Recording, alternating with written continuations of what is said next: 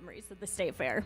Well, that's awesome. The Sweet Martha's cookie jar is definitely a staple up here at the Minnesota State Fair. But Yes, once it again, is. we're so grateful for your support and for Profinium's support of Minnesota FFA. Yes, definitely. Do we want to? Okay, so one of the reasons, it was also fun walking through the State Fair with the big massive check, too, so that was always fun. But we partnered with the Federal Home Loan Bank of Des Moines, and they were having a grant opportunity this year for community banks to support nonprofits. And our team got together, and let me tell you, when our passionate team members tried to get together to figure out which nonprofits to give to, those were some tough and fun and interesting conversations. But we're really proud to announce today that we are able to give $10,000 to the FFA Foundation.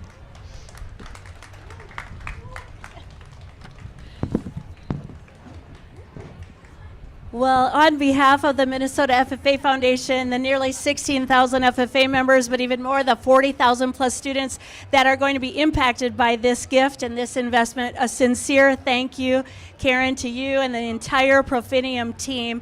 Our state FFA officers are up here right now, 5 of the 6, so we're grateful they could be part of this really special moment. Thank you so much. Thanks for coming out to the fair and really sparking that interest that FFA is worth investing in. Yes. Thank you, Karen. Oh, of course. Thank you. Perfect. Thank you. Thank you so much. All right, well, let's keep the fun going. That was great. We would love one of those in every segment of the show tonight, but we've got people engaging now online, and we're so grateful for that. Cameron, as we look ahead, we've got some members. We're going to talk to them. I interviewed you last year as part of this. What were you doing last year that put you up on this stage? So, Val, last year I was volunteering right off to our left here at the CHS Miracle of Birth Center, which is one of FFA's coolest aspects and opportunities that we get to take advantage of during the year. So it's FFA members that volunteer as livestock specialists, and they get to interact with fairgoers and really teach them all about animal agriculture. And I've been fortunate to do that for the past 2 years. Well, we've got 6 individuals that have been part or are starting their shift here at the CHS Miracle Birth Center that will be with us tonight. But as we get started, I want to lay a little groundwork for us. We just announced our Purple Ribbon sponsor with Profinium, but there are other sponsors that are making tonight possible. A big shout out and thank you to Ag Country, Ag Partners, CoBank, the Dakota County Elk, Land O'Lakes, Minnesota Farmers Union, the Minnesota State Southern Agricultural Center of Excellence. And we also want to give a shout out to Precise Solutions and Gone Again Travel. But before we turn our attention to a nice video clip that's going to start telling us some of these student stories, not everybody could be here today, I want to make you aware of the fact that we have a matching fund sponsorship in place tonight. The first $2,250 will be matched by our friends at the Grain Elevator and Processing Society, or as they call themselves, Jeeps. And you're going to have a chance to visit with them in just a little bit. Well, Cameron, should we turn it over to the video and let everybody get familiar with Region 1? I think that's a great idea, Val. Let's take a look. All right, we'll take a trip to the northwestern part of the state, Region 1.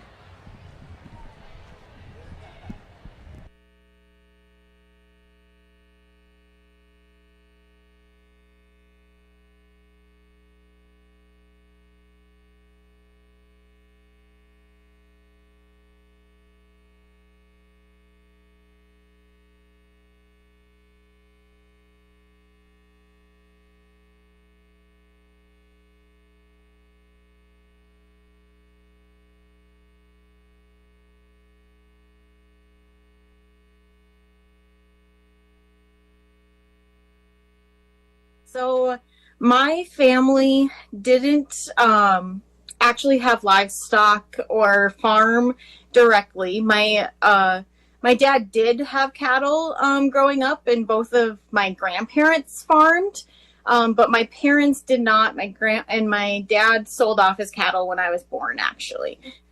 There's a group of us that just kind of got talking, and we were like, we could do so much more for this program. So we had kind of the regime change. We had a new advisor. We got the new shop. And we said, now's kind of the time. So that's kind of how I got involved, mainly because with my job, I run meetings. I know how to run committees. With that marketing aspect, I know more the communication side. I've met so many people, both on the alumni side, that maybe I knew them, but I didn't really I knew their name. But now now there's someone that we talk to weekly, if not daily. So we've really got to make a lot of connections and kind of have new, almost best friends, my husband and I, both on the alumni side. And then the kids have been absolutely amazing. Bailey, if people want to learn more about the Barnesville alumni and supporters, where can they find you or find more information? Sure. So we do have a website, barnesvilleffa.com. And then our Facebook page too, Barnesville Alumni and Supporters. We both have a student page, which I believe is Barnesville Ag Education and FFA. Then we have our own on the alumni side, but we share things back and forth. Otherwise, we do have our email address is FFAalumni56514, the Barnesville zip code, @gmail.com. So, yeah, we'd love to either get more people involved, or if there's other alumni chapters out there that want to know about kind of our successes and what's worked for us or how to get going, we'd be happy to help with that. Awesome. Thank you, Bailey. And I'm here with Beth, the office manager here at the Perham Stockyards. Beth, can you tell us a little bit about you and here at the Perham Stockyards? I have been here for 16 years at the Perham Stockyards. I was a previous FFA member my whole high school career. And then in 2002, 2003, I was the Region 2 president. Amazing. What do you guys do here to support FFA? Here at the Perham Stockyards, we support the FFA by providing an outlet for FFA members to buy or sell their livestock. And then we also provide opportunities for work, and we like to help support them in whatever way we can when they ask. We've provided tours on their way down to state convention. We've had a couple of different FFA chapters stop here, and we've talked about all the opportunities that they can have in their ag career. Why do you find it important to support FFA? I find it important to support FFA because you guys are the future of agriculture, and the more businesses that help support you guys in your endeavors, I feel gives you a good backbone for your future, and also it helps us that we're helping you guys build your lives. Here at the Perham Stockyards, locally, we support our FFA chapter financially, as well as providing an outlet if they want to come here and practice, see, like for general livestock, if they want to see the different animals, different breeds, because we get a wide variety of cattle here. Then also we extend out from our community, still touching on some of our customers, but we go to the fairs and we buy the blue and purple ribbon auctions. We support our customers there, as well as Mitch, who's the owner and the auctioneer. He does the auctions for those blue and purple ribbons. So he has participated in that. The local one here in Perham for East Otter Tail County, Mitch and his dad and his brother have been doing that fair for, I think we're coming up on almost 50 years. It's been a long time that they've been doing that. So supporting the kids here as well as our customers. Oh my gosh, that's crazy. That's really amazing. Thank you for letting me interview you here at the Perham Stockyards. Thank you. Consider this truth: a vision fed by sacrifice, innovation, and collaboration paves the road to a dream. So don't settle. Accept the challenge. Make the sacrifice. Be legendary. Give more than you ever imagined possible. Be more than you ever imagined. Believe in yourself. Celebrate your choice to take this journey with us. This is what we believe. Your amazing is possible. Can you just tell us a little bit about what you do at UMC? Absolutely. Shell Christofferson. I'm the Director of Outreach and Engagement here at the University of Minnesota Crookston. I'm in my 25th year here at the university, and it's just been a really great place for me to be. Awesome. And can you tell us, why do you support FFA? Absolutely. I grew up on a dairy farm in Becker County, and I've been working here for more than 25 years. And so agriculture has always been a large part of my life, from 4-H and showing cattle and sows and rabbits and cross-stitch cooking. FFA has always been a big part of my life, not only here at the university, but also in serving a lot of the ag ed alum that have left the Crookston campus and have started or at least been engaged in the chapters across the country, counties here in Northwest Minnesota. The University of Minnesota Crookston is the only collegiate FFA organization in the state, and so its commitment and importance of sustainability and agriculture and our future leaders as it pertains to Northwest Minnesota continues to reign. Awesome. Thank you so much for joining me today, and I hope to see you around campus this fall. Look forward to seeing you soon.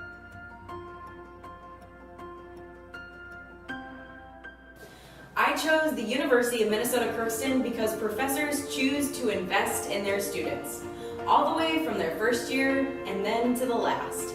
I transferred to the University of Minnesota Crookston because for the first time I felt like an individual in the classroom rather than a number.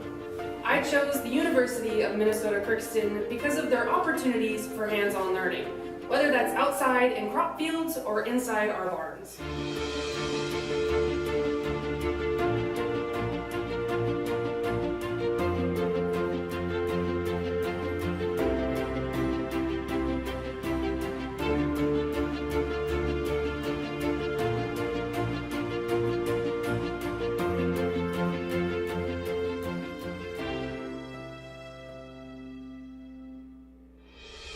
Agricultural education provides a platform for our students in professional opportunities, whether that's inside the industry or out of it.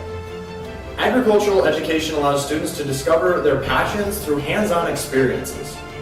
Agricultural education develops the next generation of leaders.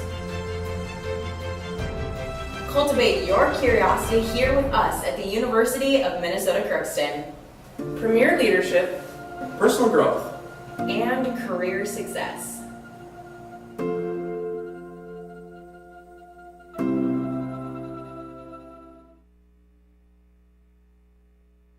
Okay. My first question for you is, what inspired you to join FFA?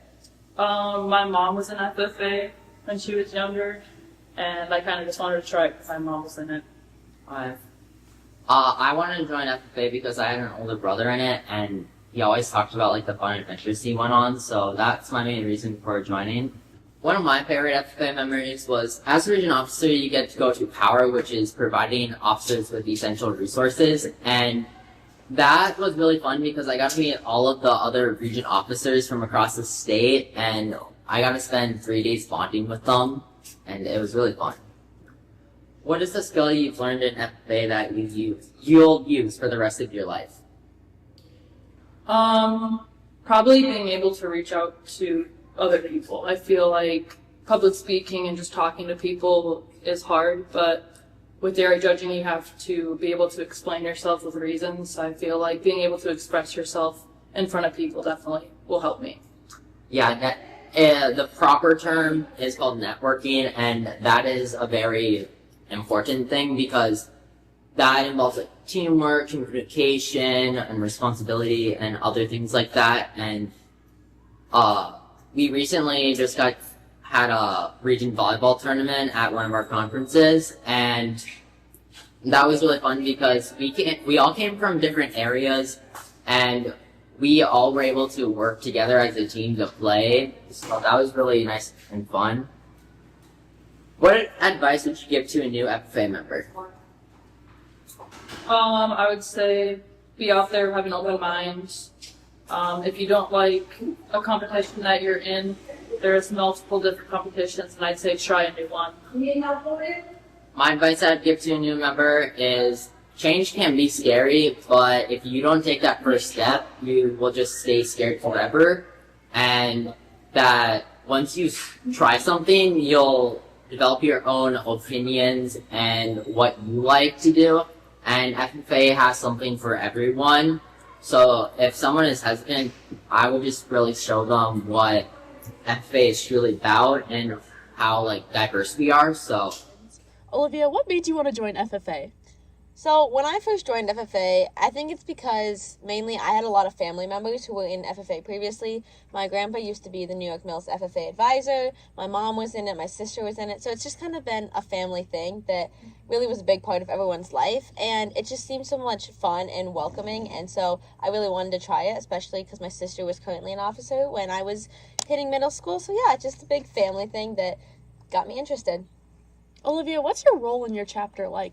So I'm currently serving as our chapter secretary, and I feel like my role is just pretty much to be a good leader because we have a lot of younger members now coming up, and being one of the oldest, just really help lead the chapter and keep it organized while doing that.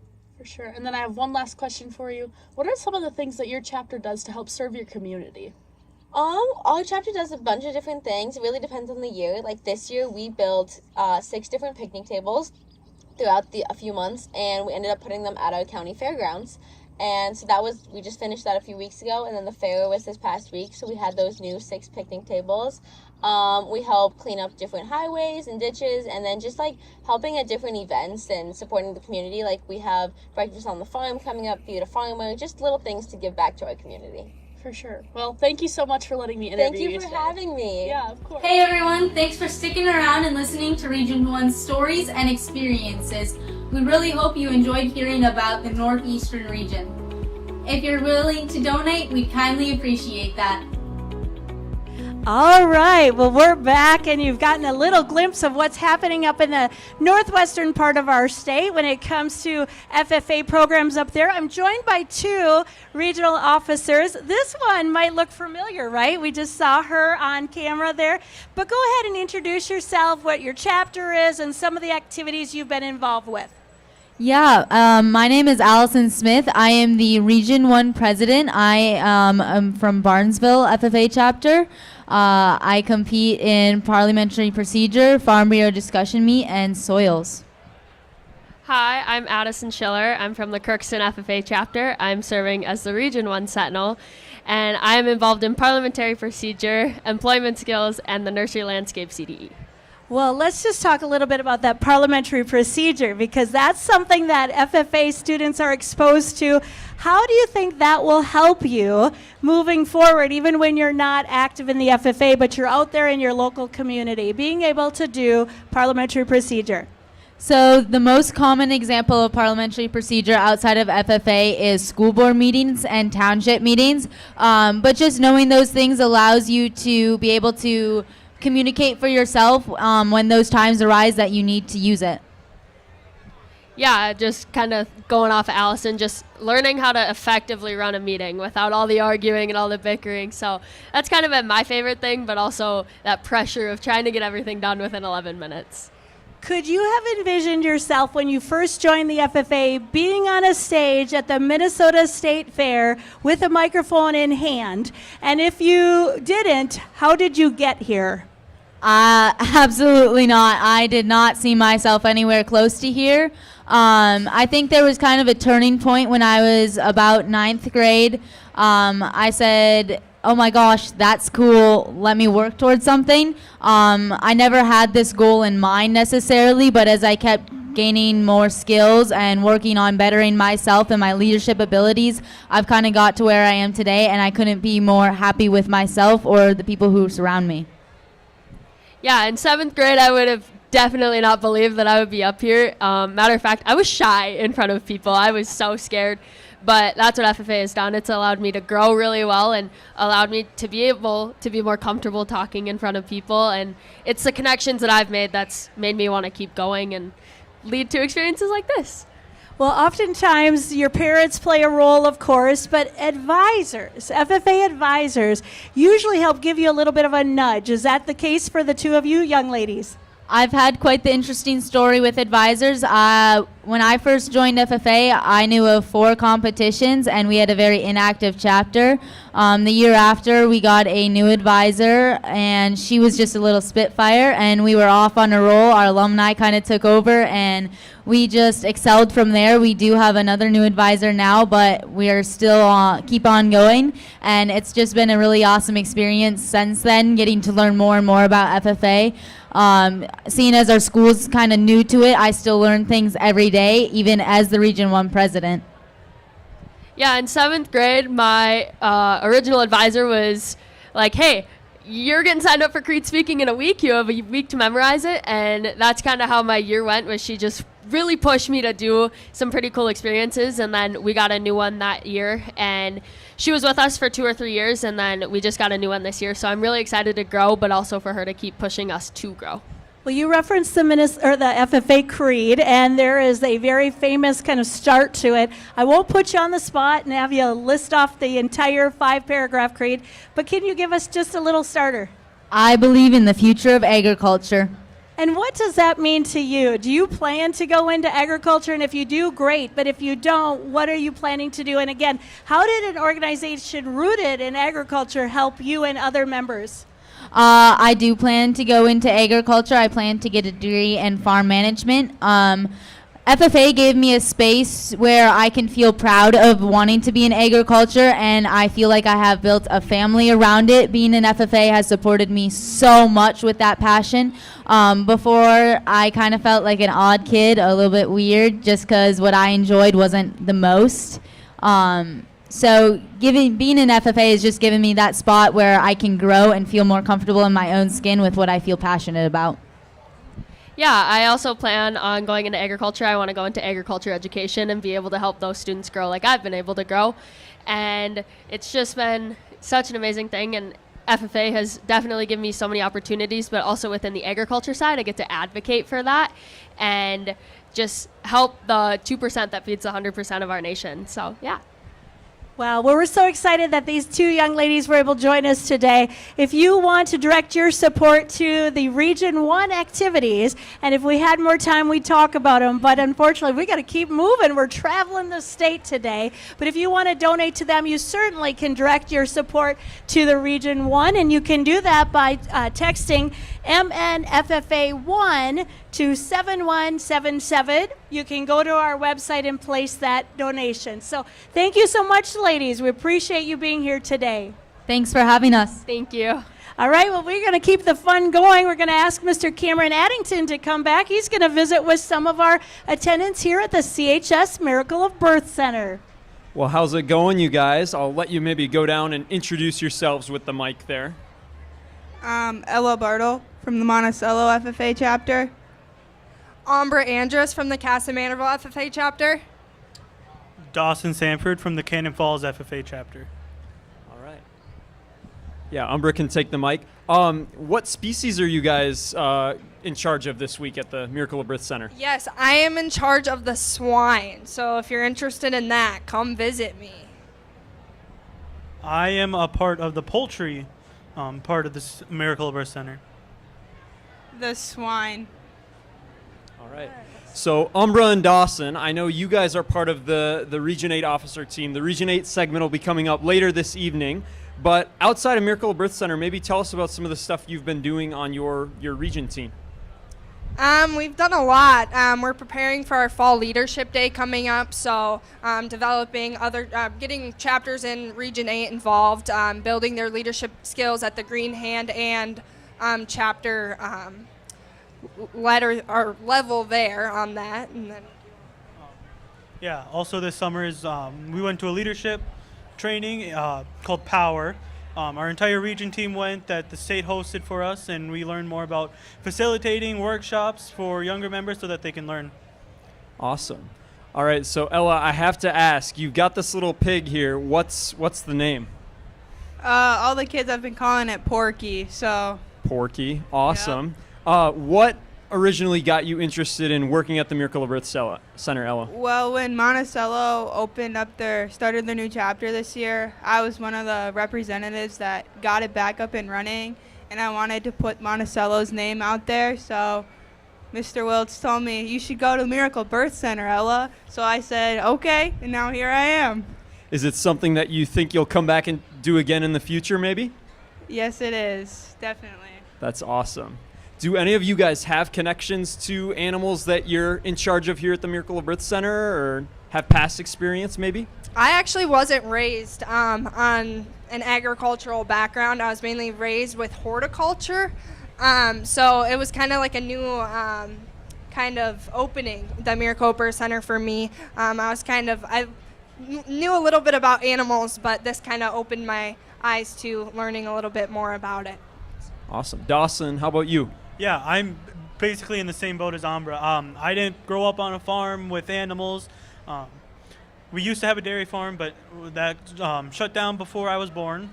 So, no, I really haven't been around animals that often, but through FFA and the Kitty Barnyard that my home chapter actually does, got me into animals, and then like Cameron here talking about the Miracle of Birth Center got me interested in volunteering at the Miracle of Birth Center. Awesome. And Ella? I've grown up on a farm my whole life. I've been around. We currently raise pigs and chickens, and we used to also dairy farm. That's awesome. So hearing all of the different backgrounds, whether it's from maybe a non-traditional or a traditional background, FFA and the Miracle of Birth Center have opportunities for everyone to get involved. And that's one of the awesome ways that the Telethon is able to help support members like you guys tonight. So very excited for that. Thank you. Yeah. Wow, for those of us here, let's give our guests a round of applause. So glad that they are here. They are working, whether it's these specific students or others, throughout the entire 12 days of the fair. And so for those who might know the background, Minnesota FFA had a children's barnyard.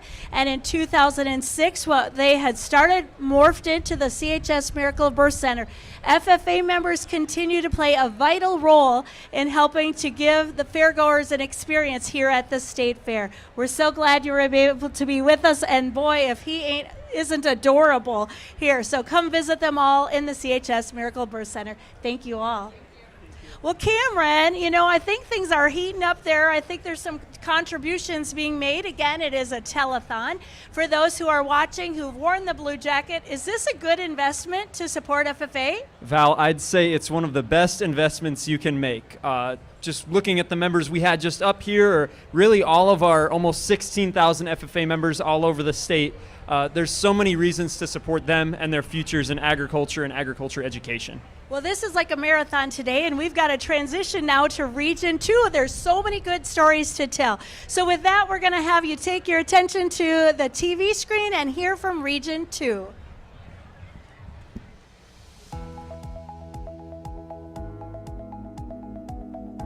Hello, my name is Isabel Smith, and I am the 2025-2026 Region 2 FFA President. Your kind donation would help support members all across the largest geographic region in Minnesota FFA. It would help support them in their CDEs, LDEs, SAEs, and even in the classroom. These members are passionate about everything, whether it be forestry or egg mechanics, you name it, they're passionate about it, and I am honored to see that and represent them. Your donation would help on the regional level to put on different events like RLC, which is for chapter leaders, and Fall Rally for Green Hands, and even Winter Rally for all members across the board. Your donation can truly make a difference in a Region 2 FFA member's life. So please consider donating to Region 2 FFA. Thank you so much for considering donating. A donation would be greatly appreciated, and I know that our region will use it wisely to give students the best education. Agricultural education has impacted me in various ways. First, it's invited me into a community full of loving and accepting people. I have built lasting relationships with students who share my passions and with advisors and teachers who have helped me find a career path that I love. Second, agricultural education has endless opportunities for students, especially in organizations like FFA, where a student can step out of their comfort zone and grow as a person. Agricultural education has not only taught me more about agriculture, but more about how I can have a positive effect on the world. I joined the FFA when I started high school because I grew up on a diversified crop farm in southeastern Minnesota. And I was interested in agriculture, but my interest was partially in the horses. We had horses, beef cattle, and hogs. So it was logical that I would join FFA. And when I started in FFA, we had a very good BOAG instructor, Don Barber, who offered a lot of opportunities for what I would call leadership development and opportunities to develop some good work ethics. And what kind of resonated with me early on in high school even was the opportunity for some career development. Spring of my senior year to a state office, I was state secretary, and so my first year in college, I was actually in the Institute of Technology in the School of Physics, but I was traveling around the state doing some FFA meetings and interacting with the FFA teams. And when I got to the next spring, I had at that time decided that while I was succeeding academically, a career in chemistry and physics just wasn't where my passion was. So I transferred over to the College of Agriculture. As I continued on as a state officer, I had a chance to work with one of the legends of FFA in Minnesota, W.J. Kortismaki. And Court was extremely influential in setting a positive tone, tremendous enthusiasm, tremendous commitment. You couldn't help but interact with W.J. Kortismaki and come away enthused about making things happen. I graduated with my bachelor's degree in '71 and then took a short break to go out to lovely Fort Lewis, Washington, courtesy of the U.S. Army, a drill sergeant whose words of wisdom stayed with me, that it's better that a good plan in a timely manner is better than a perfect plan too late.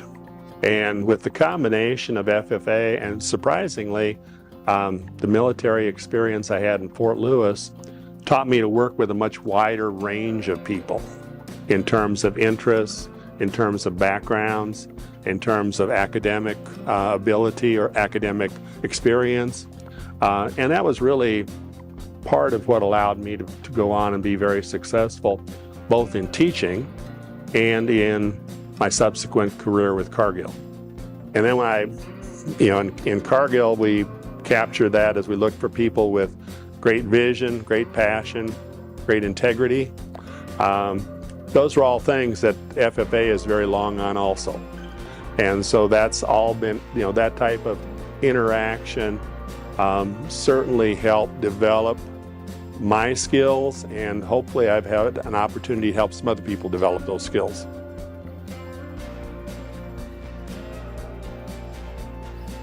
When I'm out visiting with people about FFA, I'm a solid supporter of providing resources to the foundation, to the Minnesota FFA Foundation, because it is a positive investment in the future of agriculture. And have actually gone ahead and made some plans to include the Minnesota FFA Foundation in a significant manner in my estate planning. Hopefully they don't get it for a few years yet. And it's important that we support organizations such as the Foundation who are active in equipping young people with the skills and the desire to stay in agriculture, to make contributions in agriculture, because that is essential to the successful future of this country as well as an impact on global agriculture and global well-being. I decided early on, so many people have been so very good to me in FFA, that I needed to, what's the expression, pay it forward? In order to make sure that young people from very diverse backgrounds have the same opportunity to experience some of the positive individual and career development opportunities that I had through FFA.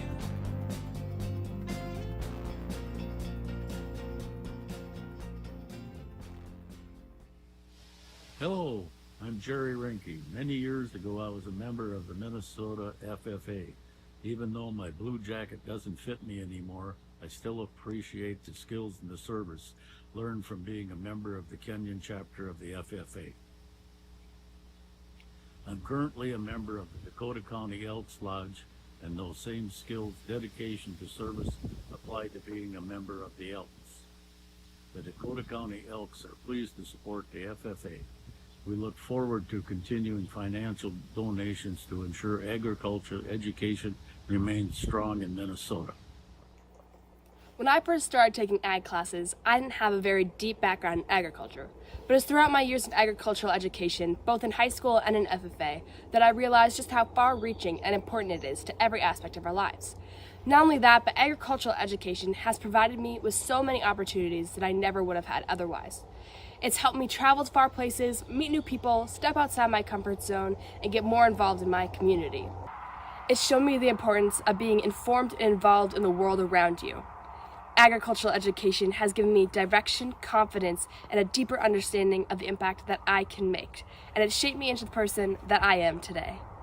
Well, my parents, James and Nancy Youngs, were very supportive of me as a youngster growing up, and when we were on the farm in Ohio, my two older brothers and I, we had the opportunity to choose whatever animal species we wanted to raise. My oldest brother chose beef cattle, my middle brother chose pigs, and I chose sheep. And I frankly made some pretty good money raising sheep. It helped pay for my undergraduate education at the University of Minnesota. And my parents were just always supportive of my involvement in FFA.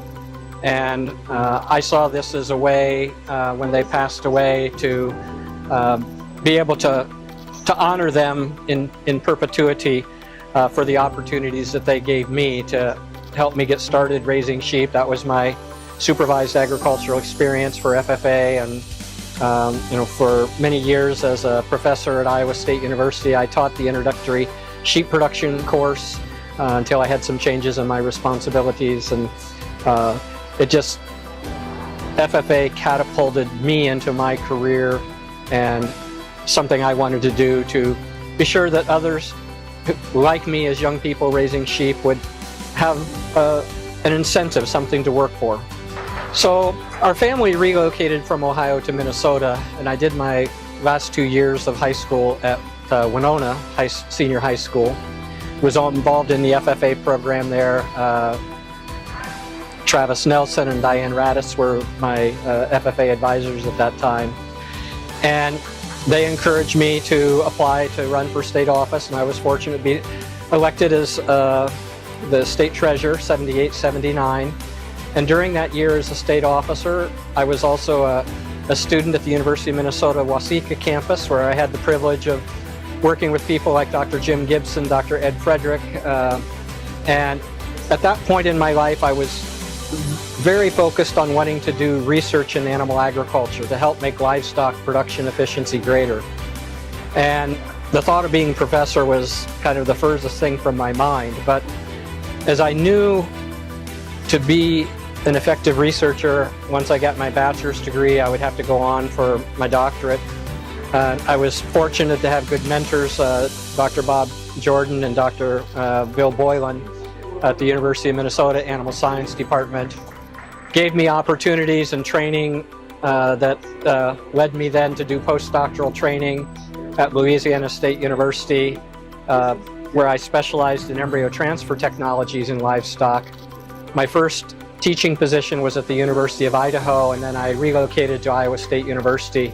And I've been there for 35 years and privileged now to have the title of Morrill Professor, as well as I am the endowed chair of International Animal Agriculture and serve as Associate Director for the Livestock and Animal Health Program for our Center for Sustainable Rural Livelihoods. It just gives me hope for the future of our nation and of agriculture in particular when I get to interact with the young people here. And I've been particularly impressed with the ambassadors who I've met here. Very articulate, outgoing people, and came up and introduced themselves to me, engaged me in conversation. FFA is still the great organization that it was when I was in it, and it's very gratifying for me to be in a position that I can give back to the organization that really gave me my start to my career. I would encourage people to give serious thought to making this one-time gift that will enable them to establish a legacy in whatever area of FFA is important to them. You know, I look back to my beginning years in FFA, and as a freshman, being in the Creed contest and having older chapter members kind of reach out to me and encourage me to get involved, that also incentivized me to try to help financially support the Best Informed Green Hand and the Chapter of Conduct meetings. And I just know that the money is being invested well, spent well in supporting youth that are going to be impactful in the future.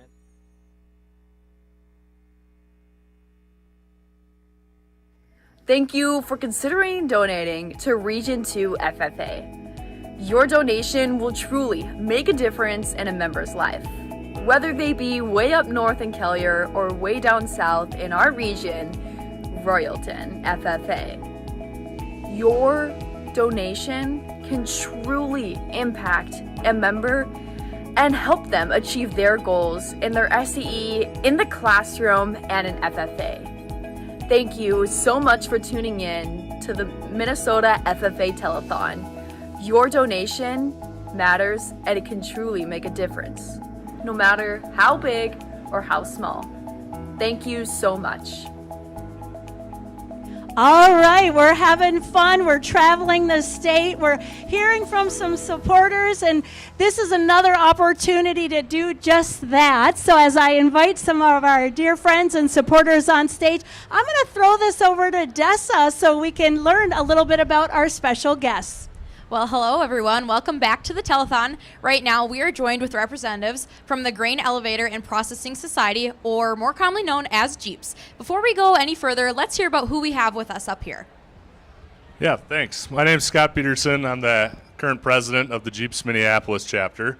I'm joined by Todd Olson, our second VP, Jeremy Davis, our director, and Jared Anderson, our treasurer. So we're all active board members for the Minneapolis chapter.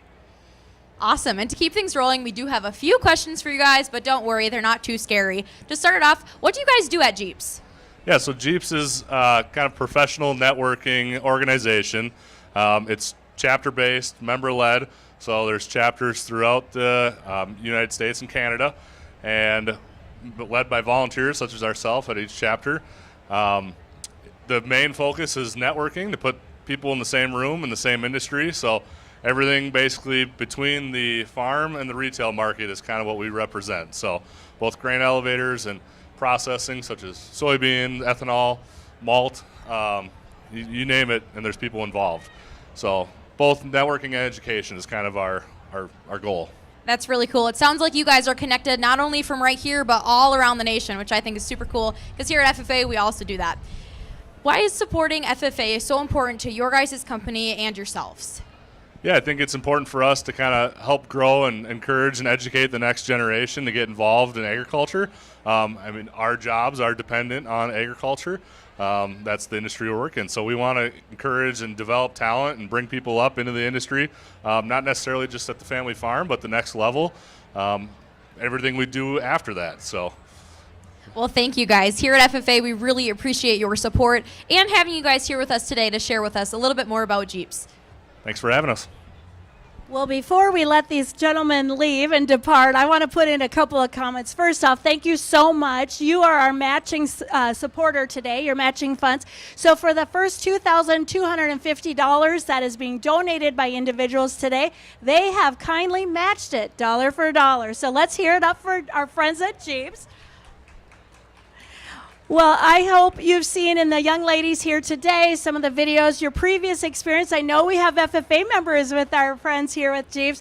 You know, I hope you see what this investment is doing. It is giving young people an opportunity to see career opportunities, develop the skills for them, and also to network in a community of agriculturalists. So we are so grateful. We've been talking. There's so many opportunities here. We want to keep this fund moving. But today, we celebrate you as our matching fund sponsor. Thank you so much for being with us and for this investment. Thanks. Thank you. All right, well, that was fun. We certainly appreciate the continued investment that's taking place tonight and throughout the year. I'm going to turn it over to Haley, as you ladies want to join me center stage here. Jessa, thanks for sharing. We're going to visit in a second. Haley, let's get started on a few thank yous. Yeah, so we just want to take the time to recognize our different level sponsors. So tonight, our Purple Ribbon sponsor, we met earlier, was Profinium. And then our Blue Ribbon sponsors, we have Egg Country, Egg Partners, CoBank, Dakota County Elk, Land O'Lakes, Minnesota Farmers Union, and Minnesota State Southern Agricultural Center of Excellence. And then some additional sponsorships, we have Precise Solutions, Gone Again Travel, and matching funds, we just met representatives from the Grain Elevator and Processing Society, or as Dessa said, Jeeps. Wow, so of course all of this makes a difference because these dollars go back to invest in the FFA. Let's talk about and learn these two ladies' journeys. So let's start. Haley, you're holding the mic. We'll go with you, and then Dessa, we're going to come right back at you. So Haley, let's talk a little bit of some of the events you've gone to as part of the FFA. I made note Washington Leadership Conference was something that you were involved in. Can you tell us about that conference? Yeah, so after the summer of my junior year, heading into senior year of high school, I attended the Washington Leadership Conference, which is an annual conference put on by the National FFA every single year, held in Washington, D.C. And I actually was able to attend this trip because of a scholarship I had earned through the Minnesota FFA Foundation. So an exciting conference. I think everybody I've ever had that has attended told me it was life-changing. I think you did a Living to Serve project, or at least frame that up. Can you tell our audience, both here in person as well as our audience watching distantly, what was your Living to Serve project? So every single student that attends the Washington Leadership Conference, as Val mentioned, puts together a plan for a Living to Serve project.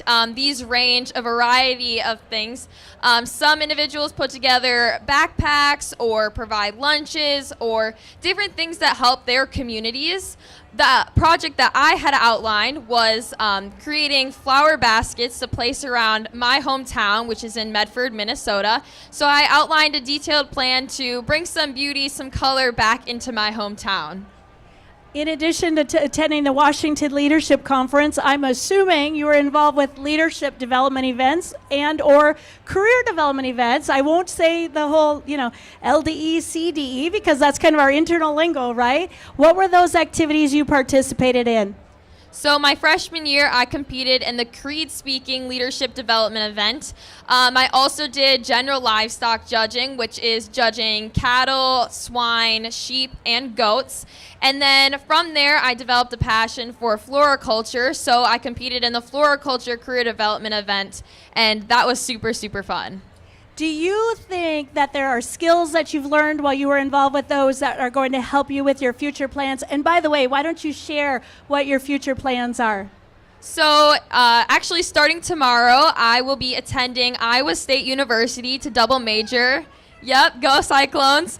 Agronomy and ag business. FFA really helped me discover a passion for plant science. As I mentioned previously, I was involved in the floriculture career development event. And through FFA, I started a supervised agricultural experience working at a local flower shop in Owatonna, Minnesota. And it just kind of continued to grow and flourish. And now my passion for agriculture will stem into the plant systems pathway.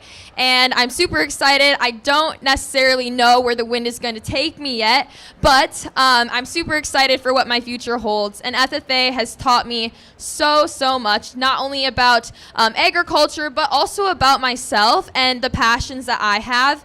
I love networking, meeting new people, and just the relationships that I've built with my peers and also mentors, those who are older than me, and my advisors in my school, Tim Larson. They've all played a super huge impact on my FFA career. Well, you talk about networking. I'm going to have you turn the mic over to Dessa. Dessa, let's talk a little bit about your FFA journey and how you've gotten to this time, this place today. Well, if you would have asked me in 7th grade if I would be up here right now, I would say absolutely not. I joined FFA in 7th grade mainly because my 3 older siblings did. I kind of knew it was something that I would be joining, so I just didn't even put up the fight. And at first, I said I was only going to do the horse evaluation career development event. I didn't want to talk. I didn't want to do anything but judge some horses because I have horses at home. Well, a week into being an FFA, that completely changed, and I was told to go to an agricultural issues practice after school. 7th grade me had no idea what that was. If you're not familiar, it's a leadership or career development event that basically has you research an agricultural issue and then come up with a very long presentation that's fully memorized. 7th grade me was absolutely horrified, but I overcame that fear of public speaking and worked on it every single day and just kind of kept going with it. As I kind of grew up in FFA, I knew eventually that I wanted to become a chapter officer, but I didn't do it until I was ready. So my freshman year of high school, going into my sophomore year of high school is when I became a chapter officer.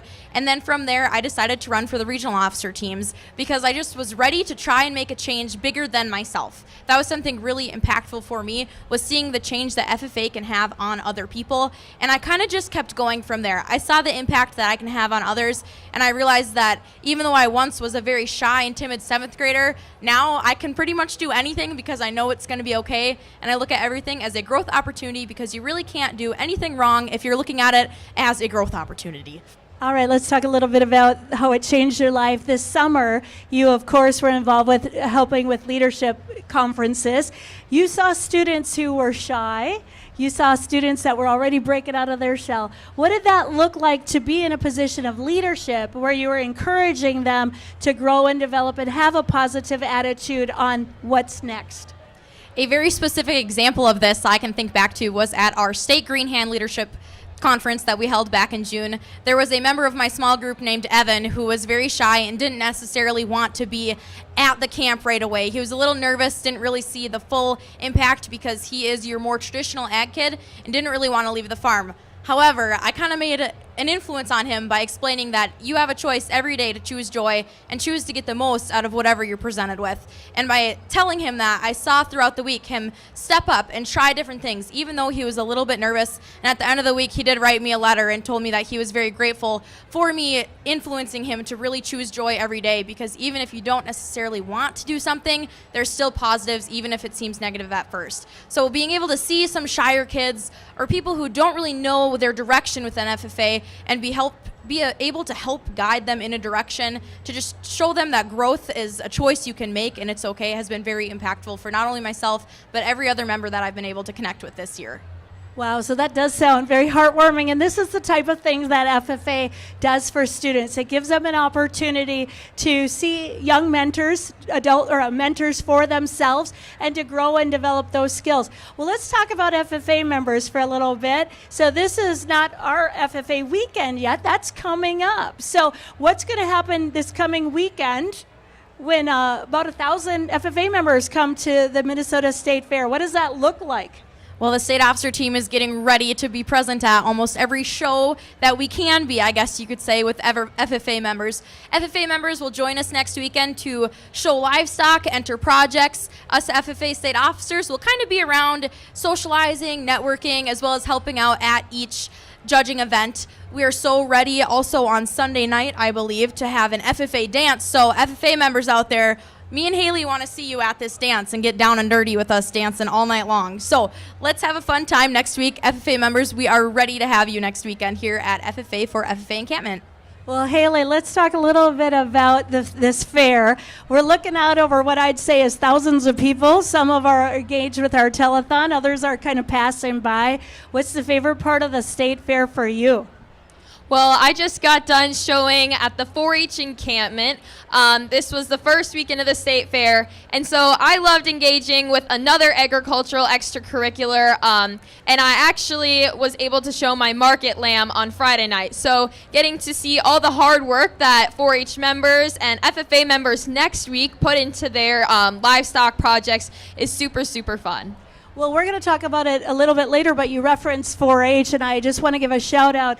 We've got a joint project that we've been working on the last 4 years or so. Would one of you share what that joint project is in the agricultural license plate?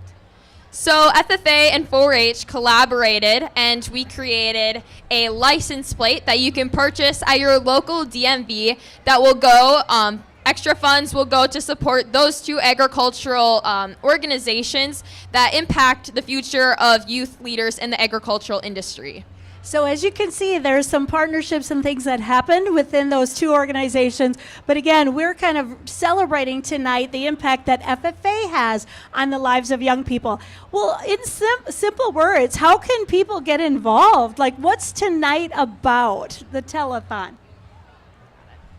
The telethon is all about kicking back to the regions. So I believe there is a text message system that we have that anybody can text and donate some money to. Or if you're not even involved in FFA but maybe want to be, almost every chapter has a local alumni association. It's alumni and supporters, so you don't have to have been in FFA to be able to support FFA. So for everybody out there who's interested in this organization, there are ways to step out and find it. Well, as you said, we can give. That is a way to be involved and invest in the next generation of current and future FFA members.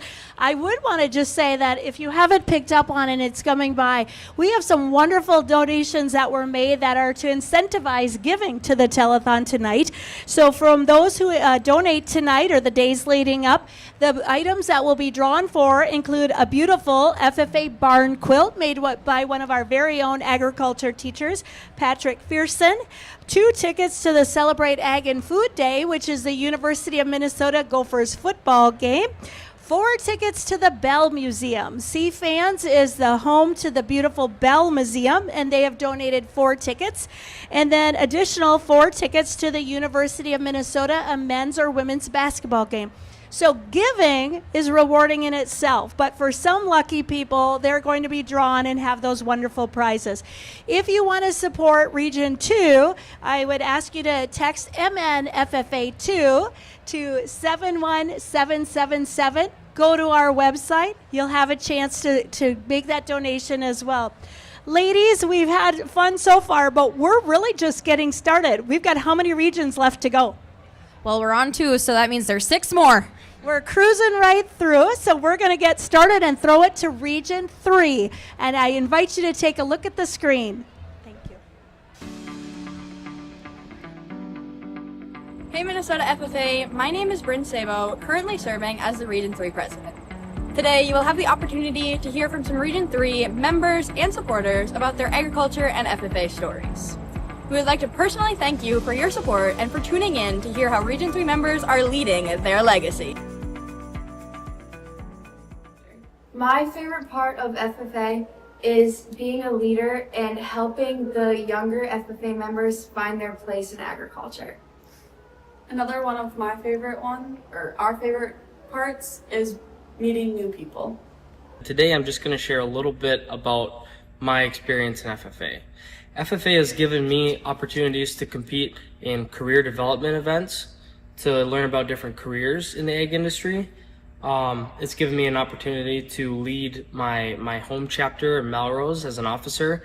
It's given me an opportunity to lead as a region officer in Region 3. And I just think FFA is a very, very great program, not just for farmers or people in the ag industry. It's really for anyone. My favorite part about FFA is competing in career development events and leadership development events that will help me grow as a leader in the agricultural community. And my favorite part about FFA is working with younger students and teaching them about what FFA has to offer for them and then the great things that they can do even in a career or just throughout high school. That's my best opportunity, and the best thing I get to do in FFA is work with younger students and then give them that opportunity and also just have a lot of fun with them. Hi, my name is Lisa Fisher. As a farmer-owned cooperative, one of Lano Lake's philanthropic priorities is advancing education. This primarily comes to light through the support of agriculture education programs that are growing and developing our future leaders within our field. The Minnesota FFA is an important nonprofit partner to support agriculture education in Lano Lake's home state of Minnesota. As a former FFA member, I support our Minnesota FFA Foundation, helps our future leaders in agriculture. Please consider supporting. Hi there, my name is Eric Sawatsky. I am a high school agriculture instructor at West Central Area High School and the FFA advisor, and we are west of Alexandria in the west central area of the state of Minnesota, part of Region 3. And I'm also serving this year as the president of the Minnesota Association of Agricultural Educators president, an association that supports all things ag education and FFA, and the teachers that support our students and our FFA members. You're seeing today our lab in one of our areas of our program, which is our meat processing lab. As an educator, I'm really excited to provide real, hands-on, career-based educational opportunities for our students. This is one of the places that brings real excitement to our kids. I've been so blessed to spend 19 years now teaching and advising FFA, and I can tell you places like this are the kinds of places that bring kids to the classroom, keep kids in school, and inspire them to think about careers they maybe never would have thought of before. I was a product of FFA, and I've bring a lot of my memories back of being in 9th grade ag many years ago, hearing and learning about the FFA organization and what it could bring to my life. And I've forever been grateful and felt indebted to this organization because it made me find my calling in life. And that's one of the best things that I think happens for many students is they come through many different programs in the school, whether it be through the arts or through athletics or other areas in the school, and they just don't maybe find that niche. And FFA is one of those niches that can help bring that meaning to their careers, their lives, their education, or whatever area that they feel that belongingness. And that's what we are, as a place of belonging. We're so diverse. We provide so many different ways that kids can find belonging. We find many different students that want to do their thing and see that FFA has an opportunity for them to do that thing, whether that be through our career development events, through the arts, if they're in band or choir or perform talent, or we get into public speaking or teamwork-based development. There are just so many opportunities that we can provide for students that provide real meaning. And it is real. We know that our students, when they leave high school, they are a leg up on the rest of their colleagues because they've gotten such a great support system that they now can help run community meetings and organizations. They can become successful in collegiate experiences and programming and become those change makers in their communities when they get out there. So really appreciate your support of FFA and ag education, and look forward to hearing from our other regions today. Hi, Gary Wordish, President of the Minnesota Farmers Union. I want to give you my own life experiences at FFA. I was in FFA when I was in high school and participated in various training leadership programs and judging contests and that type of stuff. And the one thing that really stands out is learning parliament procedure. As you go forward into life, we need more leaders in rural Minnesota. And no matter what path you choose in your career, agriculture, obviously we want as many. There's a lot of opportunities in agriculture, but no matter what you choose in agriculture or in your career, there's a lot of life learning skills you learn out of FFA and help you be leaders in rural Minnesota. My favorite FFA memory is probably our Urban Ag Day trip to the cities where we teach fourth graders in the cities about where their food comes from and the different animals that surround them. I always teach goats, but this year I got the chance to teach about beef cattle, and ended up being my first time, but I got to teach several different lessons about it all by myself, and it was a super fun learning experience and really good leadership skills that I developed. My favorite thing to do in our chapter is to get our community involved, and one of the ways we do this is through hosting a petting zoo every year in our school. I love to bring all of the animals and show all of the younger kids in the elementary school and talk about the animals and share all about them, because it might not be something they get to experience when they're at home. So it's always fun seeing their big smiles when they get to meet new animals. A design inspired by students, designed to support FFA and 4-H member programs. Minnesota's first agricultural license plate is an easy and affordable way to invest in Minnesota's youth and support our future ag leaders. Compeer Financial is really excited to be one of the first companies to be involved with this ag plate that supports 4-H and FFA. So at Compeer, we have 162 team member vehicles that are part of our fleet program that all have the Minnesota Ag supported plates.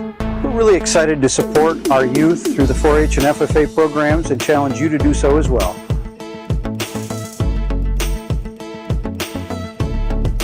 I originally got involved in the Crops Career Development event through the combined influence of my parents, my advisor, and coaches. And through my experience in that contest area, it's really helped me to discover what I want to do, agronomy. Within Minnesota 4-H, my favorite project is definitely the Horse Project.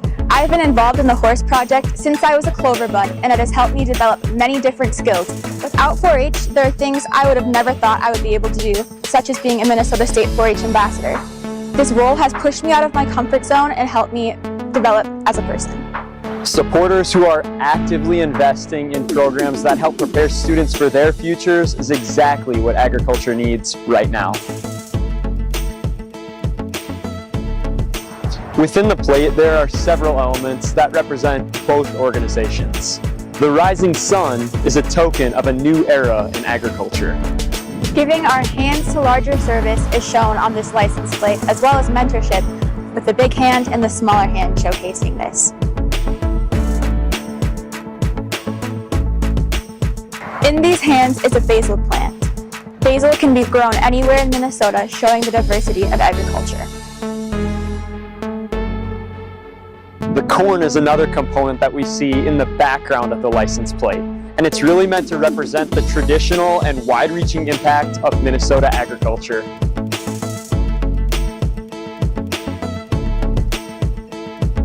And finally, the motto that brings it all together, supporting agriculture for all. Everybody is impacted by agriculture every day, and that's why anyone can support agriculture. On behalf of 16,000 FFA members and 43,000 students in agriculture, food, and natural resources classes throughout the state of Minnesota, thank you for your support. On behalf of the 42,000 Minnesota 4-H members, thank you for investing in our future.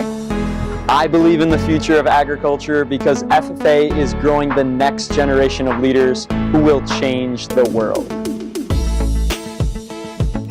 In 4-H, we are learning by doing and giving our hands to larger service. There are more ways than ever to support both of our organizations. Supporting agriculture for all. Visit your local DMV or the Minnesota State 4-H or FFA websites today to learn more.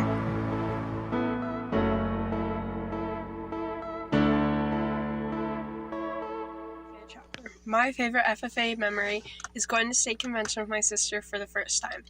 I remember sitting through all the sessions and just making a bunch of memories. My SAE is working on my family with cattle, including tasks like feeding, bedding, keeping the water troughs clean, and vaccinating. One of my favorite parts about being an FFA is being able to make connections with other members.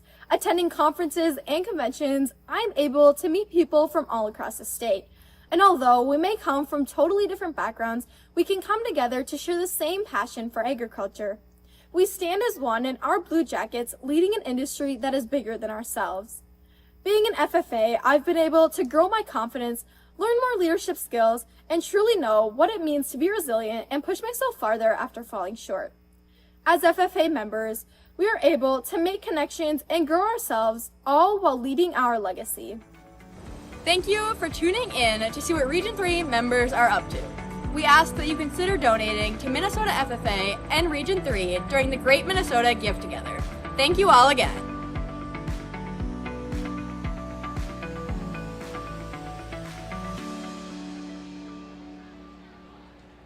All right, we're back and we're having a great time as we travel the state of Minnesota, especially when we talk about the impact of FFA and agricultural education on young people across the state. In fact, in over 220 schools, FFA is a very important intercurricular program. So I'm going to throw it over to our officers. First, introduce yourself, ladies, and then introduce our special guest.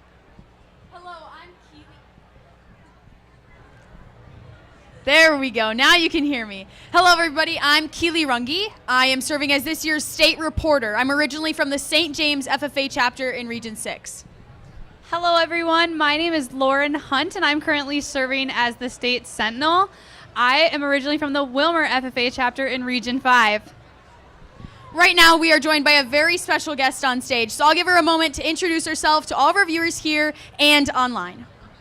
Well, good evening, everyone. I am Mrs. Ashley Croson. I am serving as the Minnesota FFA Leadership Development Coordinator, where I work a lot with the state officers and our leadership programming throughout the state. Ms. Croson, could you share with our crowd just a little bit about the work that you do with FFA, whether it's the state officers or at the state foundation level? Absolutely.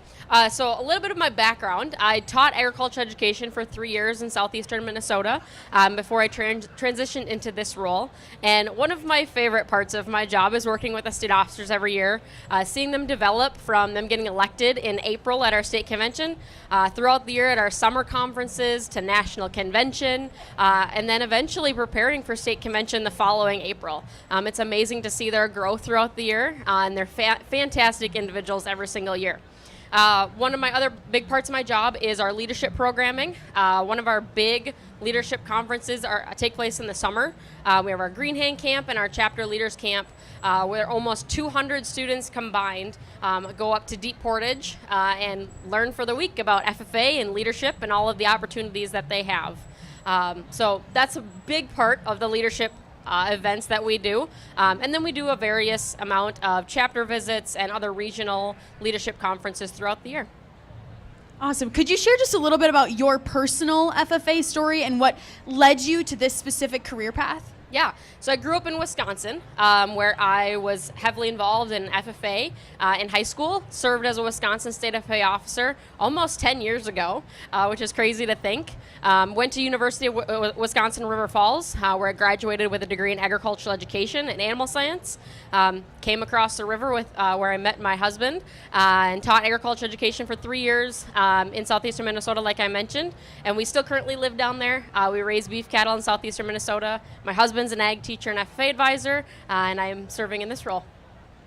Awesome. Thanks so much for sharing. Now, if you could choose your favorite FFA event throughout the entire year, to whether it's just participating in or that you get to participate, just tag along with, what's your personal favorite? I would say either national convention or state convention.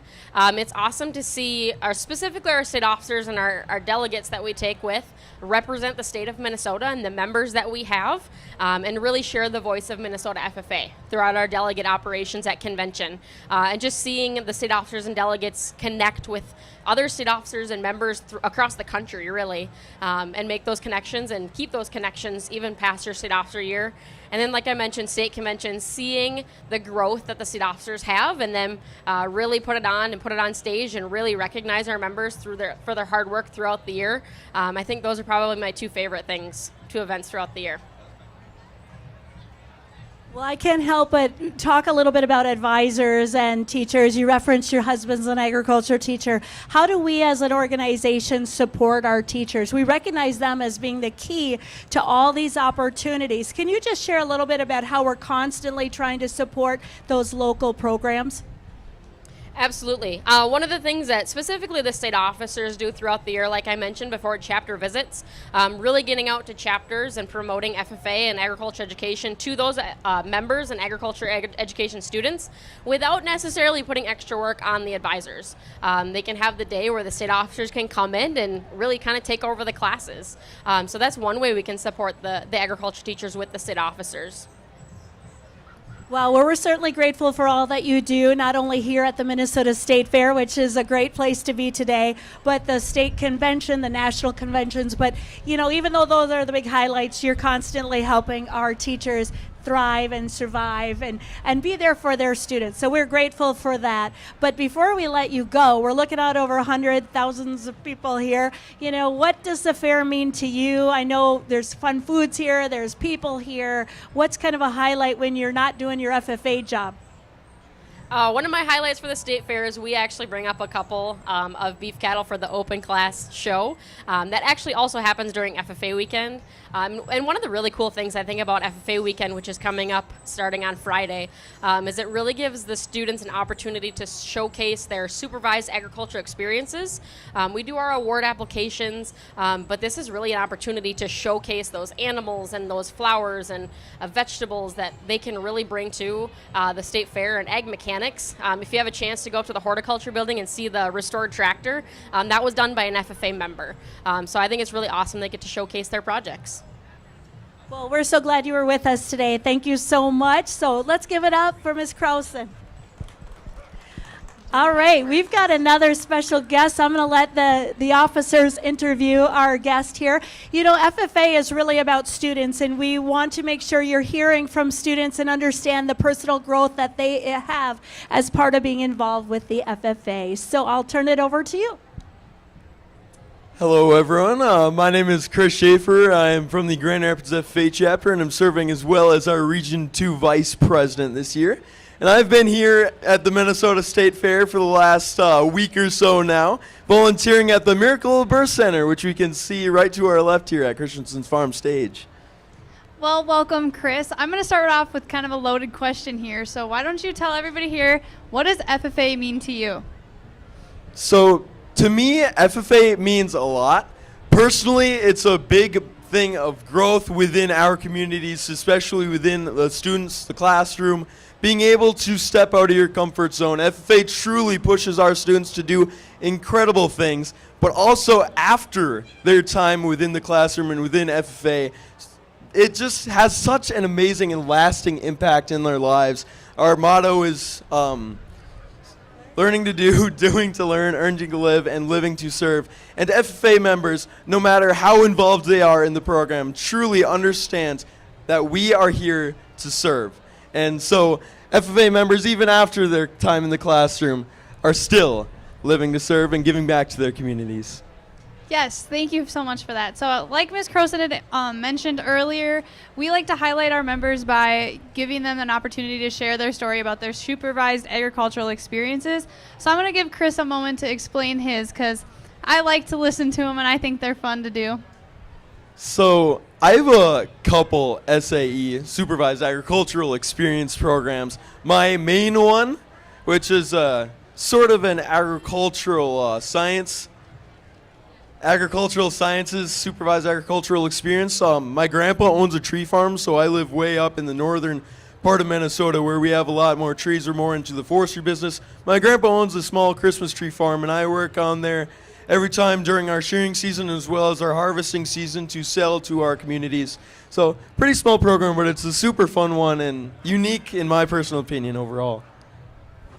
Well, we'll wrap it up with everybody's favorite. We're obviously here at the State Fair today, so if you could pick one food that you think everybody should try, what would it be? Well, we're across from the milk stand, but I have not had the milk stand yet. So me personally, a lot of the food here at the Minnesota State Fair is way too oily and greasy for my personal preference, but right here outside of the Miracle of Birth Center, located on the avenue of Judson and Clow, is the Blue Ox stand, which is a little less greasy than a lot of the other things, and personally it's just one of my favorites here at the Minnesota State Fair. Well, thank you so much, Chris, for joining us today. Thank you. Well, as we get ready to switch it over, just a reminder, this is a telethon, and we're asking you to invest in the development of young people like Chris and like the 40,000 plus students in our agricultural classrooms. So it is a telethon. Please consider giving. If you want to give to Region 3 to direct it that way, you should text MNFFA3 to 7177. And we always say that there is no gift that is too big or too small. The goal today is to get more and more people invested in our programs. With that, we invite you. We're going to take a look at Region 4.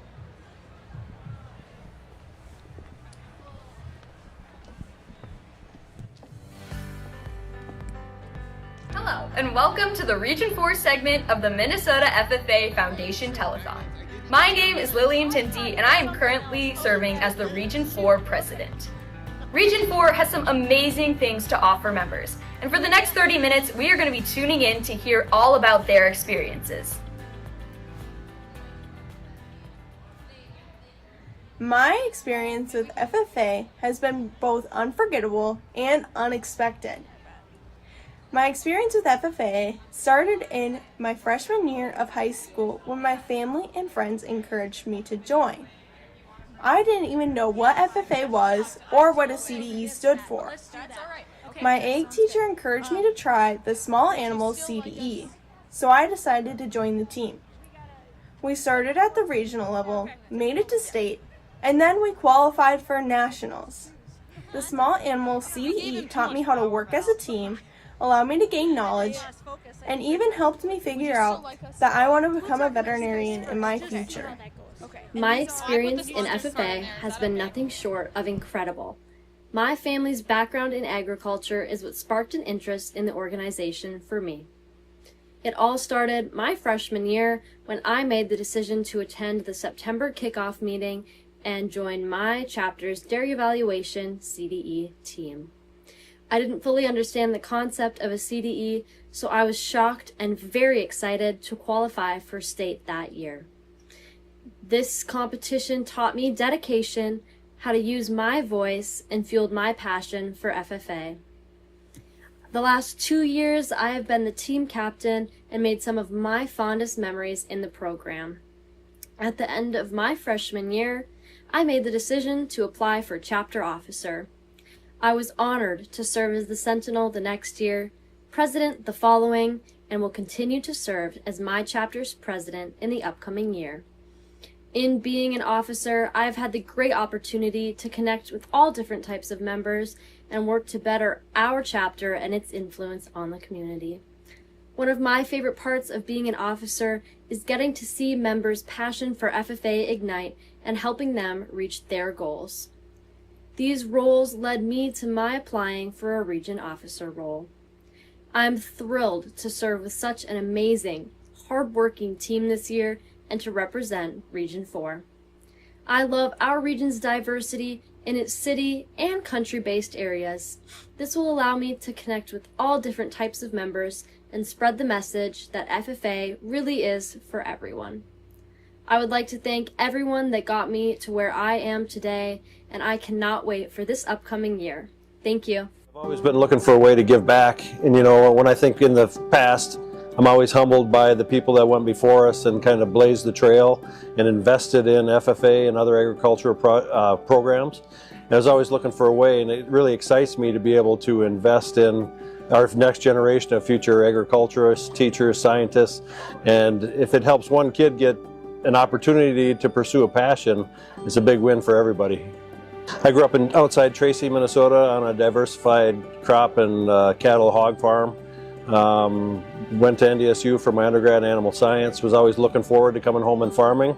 That opportunity didn't work out, so I continued to go on to graduate school, got my master's and PhD in swine nutrition, and today I have a company called Ideal Animal Nutrition, and we serve pig farmers from Canada to Kansas, Montana to Indiana, helping them solve production problems, be more profitable, and just be on their farm. No, I've chaperoned the Tracy chapter for I think the last 3 or 4 years. I have a couple daughters in the Tracy chapter, so they've asked me to come up, and I also coach the general livestock judging team. I always look most forward to seeing the kids and seeing their accomplishments, because in the news and the social media and everything, you see how bad kids are, and you get up here and these kids are just awesome, how much work they put into their programs and their projects, how respectful they are. They conform to the dress code even though they don't like it, but I think that's awesome. And it just gives you a sense that, yeah, the future is going to be really good, especially for rural America and agriculture. I always think without volunteer hours and monetary donations, things like this doesn't happen or continue to progress into the future. So when I challenge people to do this, I think about what's been given to you in your past and the opportunities you've been given, and provide that for the future.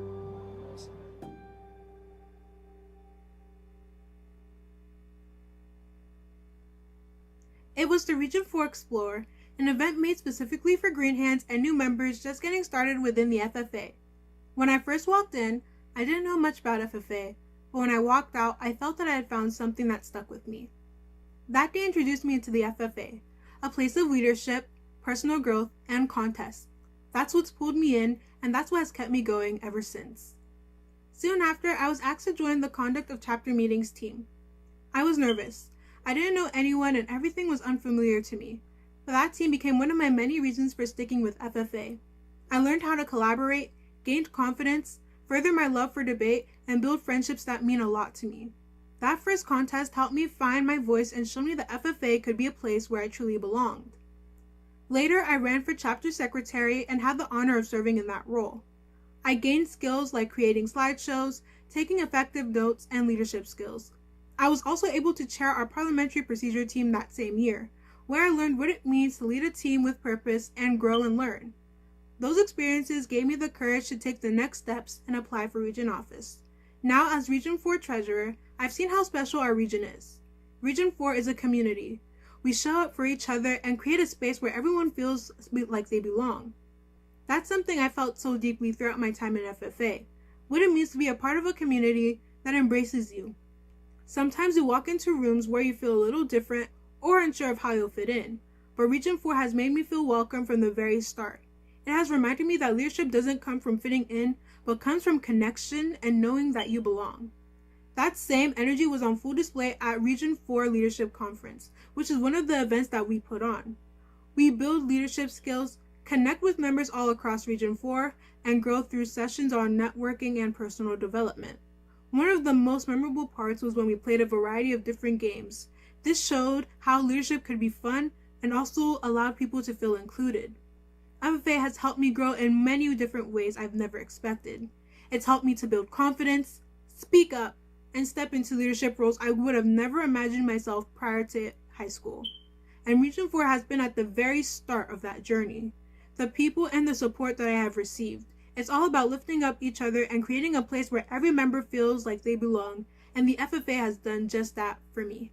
My experiences in ag classes in FFA inspired me to go to the University of Minnesota Twin Cities to study ag education. On the St. Paul campus, you get to work hard and learn all about the different agricultural concepts or topics that you're interested in and apply them in a real world setting.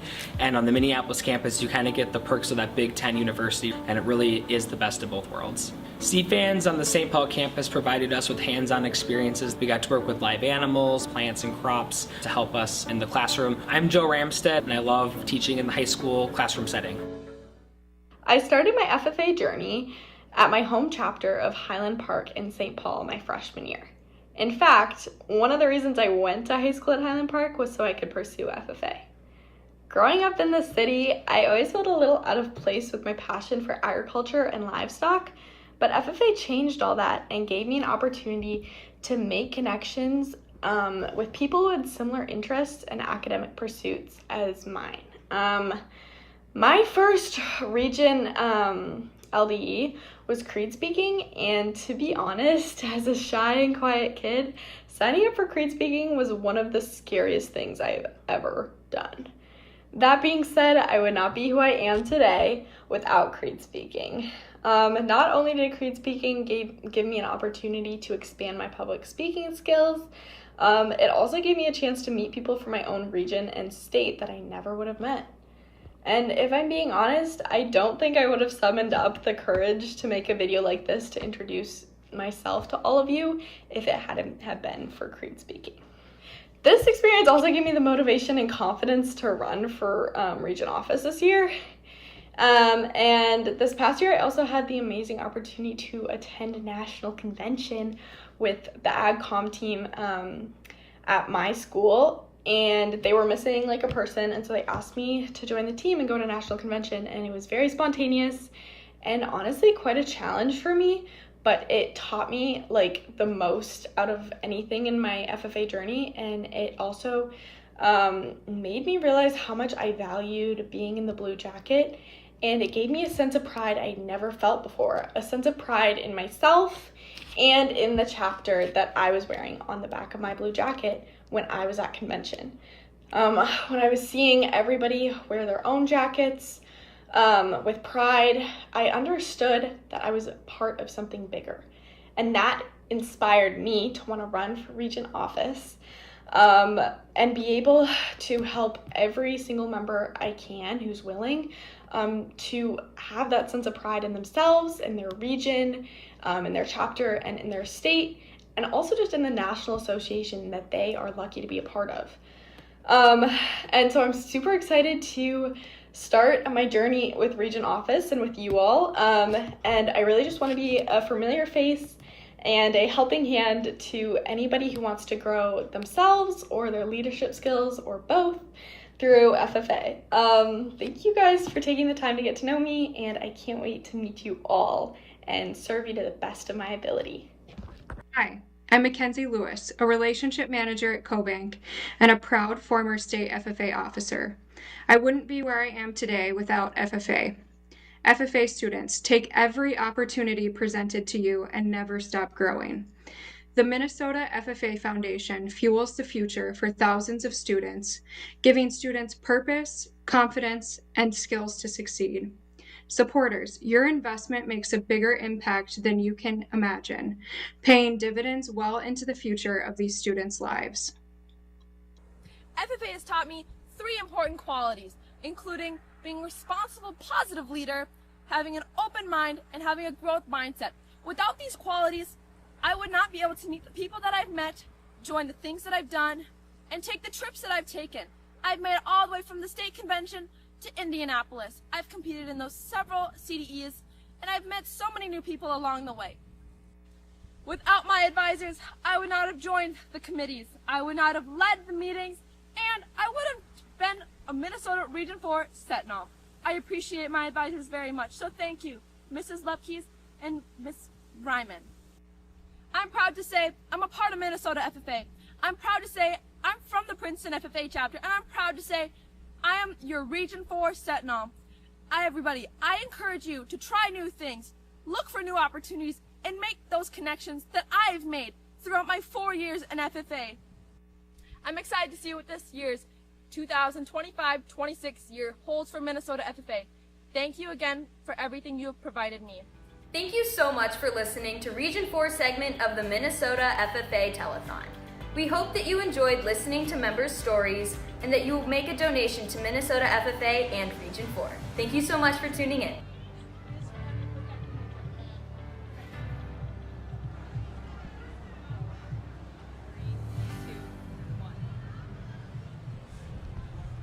We're back and we're having a lot of fun. I've got the 2 young ladies back up here again. We're going to talk to them here in just a second, but we want to see how we're doing. This is a telethon. Our goal, of course, is to raise important support. So at some point, we're going to have a chance to see how the fundraising totals are going. But as we get ready for that, let's talk a little bit about your experiences in the FFA chapter. I think we kind of hit on that a little bit, but let's see what got you in the FFA, what kept you in the FFA, and what excites you today. Well, I've been able to be fortunate enough to be an FFA member at the chapter level since I was in 6th grade in St. James. I followed a long line of family FFA members, alumni, and supporters, and really just found my home. Ag classes were my favorite place to be in high school, taking small animal vet science classes, even small engines and welding classes, teaching myself how to do those mechanical skills that I might not have seen myself pursuing as a career, but still really strong skills that can help further down the road in my life. I had a little bit of a later start, as you could say, to FFA. But I found myself in love with just being able to be myself in the classroom, as well as falling in love with the floriculture side of it. And then I found myself mysteriously in a welding booth, and I loved it. And I knew from there that this whole agricultural thing might have a little bit more fun side than I thought. So keeping myself in the classroom, I want to be a teacher. So I think getting to let kids like me find themselves within the booth and within the fairs and everything else is able to make it so whoever would like a chance gets a chance to be themselves. So I was excited that you just talked about being in welding because I used to be an agriculture teacher. I was a welding instructor. I think that's what people don't always realize is the wide range of classes that people are taking. Do you see what just popped up behind us? Ooh. Woo! Let's talk a little bit about this. This is what we're here for today. Ladies, what do you think? Are we doing okay? Oh yeah, that is a huge number, and we are so grateful for all of the support to our FFA Foundation. Well, as we look at that, of course, that's the cumulative dollars raised tonight so far, but we are just getting started. We are just sitting here at kind of getting closer to the halfway point. We have more stories to tell about the impact of FFA and about the caring agriculture teachers that make this happen and the supporters that make it happen as well. Let's talk real briefly. Let's come back up here and talk about the role of an agriculture teacher. You are training to be an agriculture teacher at Southwest Minnesota State University. Why did you choose that university? Yes, I live in Wilmer, which is about an hour away, but also for the university itself, it's small and the professors love to get to know you. There isn't a single time I've walked down the hallway and somebody hasn't said hi, or you hear your professor chasing after you just to ask if you want this internship or this activity or this opportunity, and they're constantly trying to better your knowledge and who you are and grow your futures. So for me, it was the small schools and being close to home. All right, Keely, let's take a listen to what you've got in store. I am also studying to become an agricultural educator, much like Lauren. Tomorrow, I'll be starting school at South Dakota State University in Brookings, South Dakota. I plan to double major in agricultural education and agricultural leadership with the plan, much like Lauren, to return to hopefully southern Minnesota and become an agricultural educator. The impact that my agricultural educators have had on my life is absolutely astronomical, and they have changed my life for the absolute better. I could not imagine going through high school, much less the rest of my life, without their impact on me. And all I hope is that I'm able to have that much of a positive impact on my students one day. If you had to describe the day of the life of an agriculture teacher, what would that look like? And are you ready, ladies? Because it's a workout. If I were to describe it, I'd probably say there's not one day that looks like the other. I don't think you can predict what's going to happen, and I definitely know that you can make a lesson plan, and most times you're not going to stick to it. I think that's definitely one of the reasons that kind of pushed me toward pursuing this career path, because it's such a dynamic career, having such an impact on students in a way that sometimes other subjects aren't able to reach to. There's so many opportunities within FFA that I've personally been able to take advantage of, but there's so many more that I hope to share with students. Really finding their niche, their spot, and their home is what I hope to bring to my students.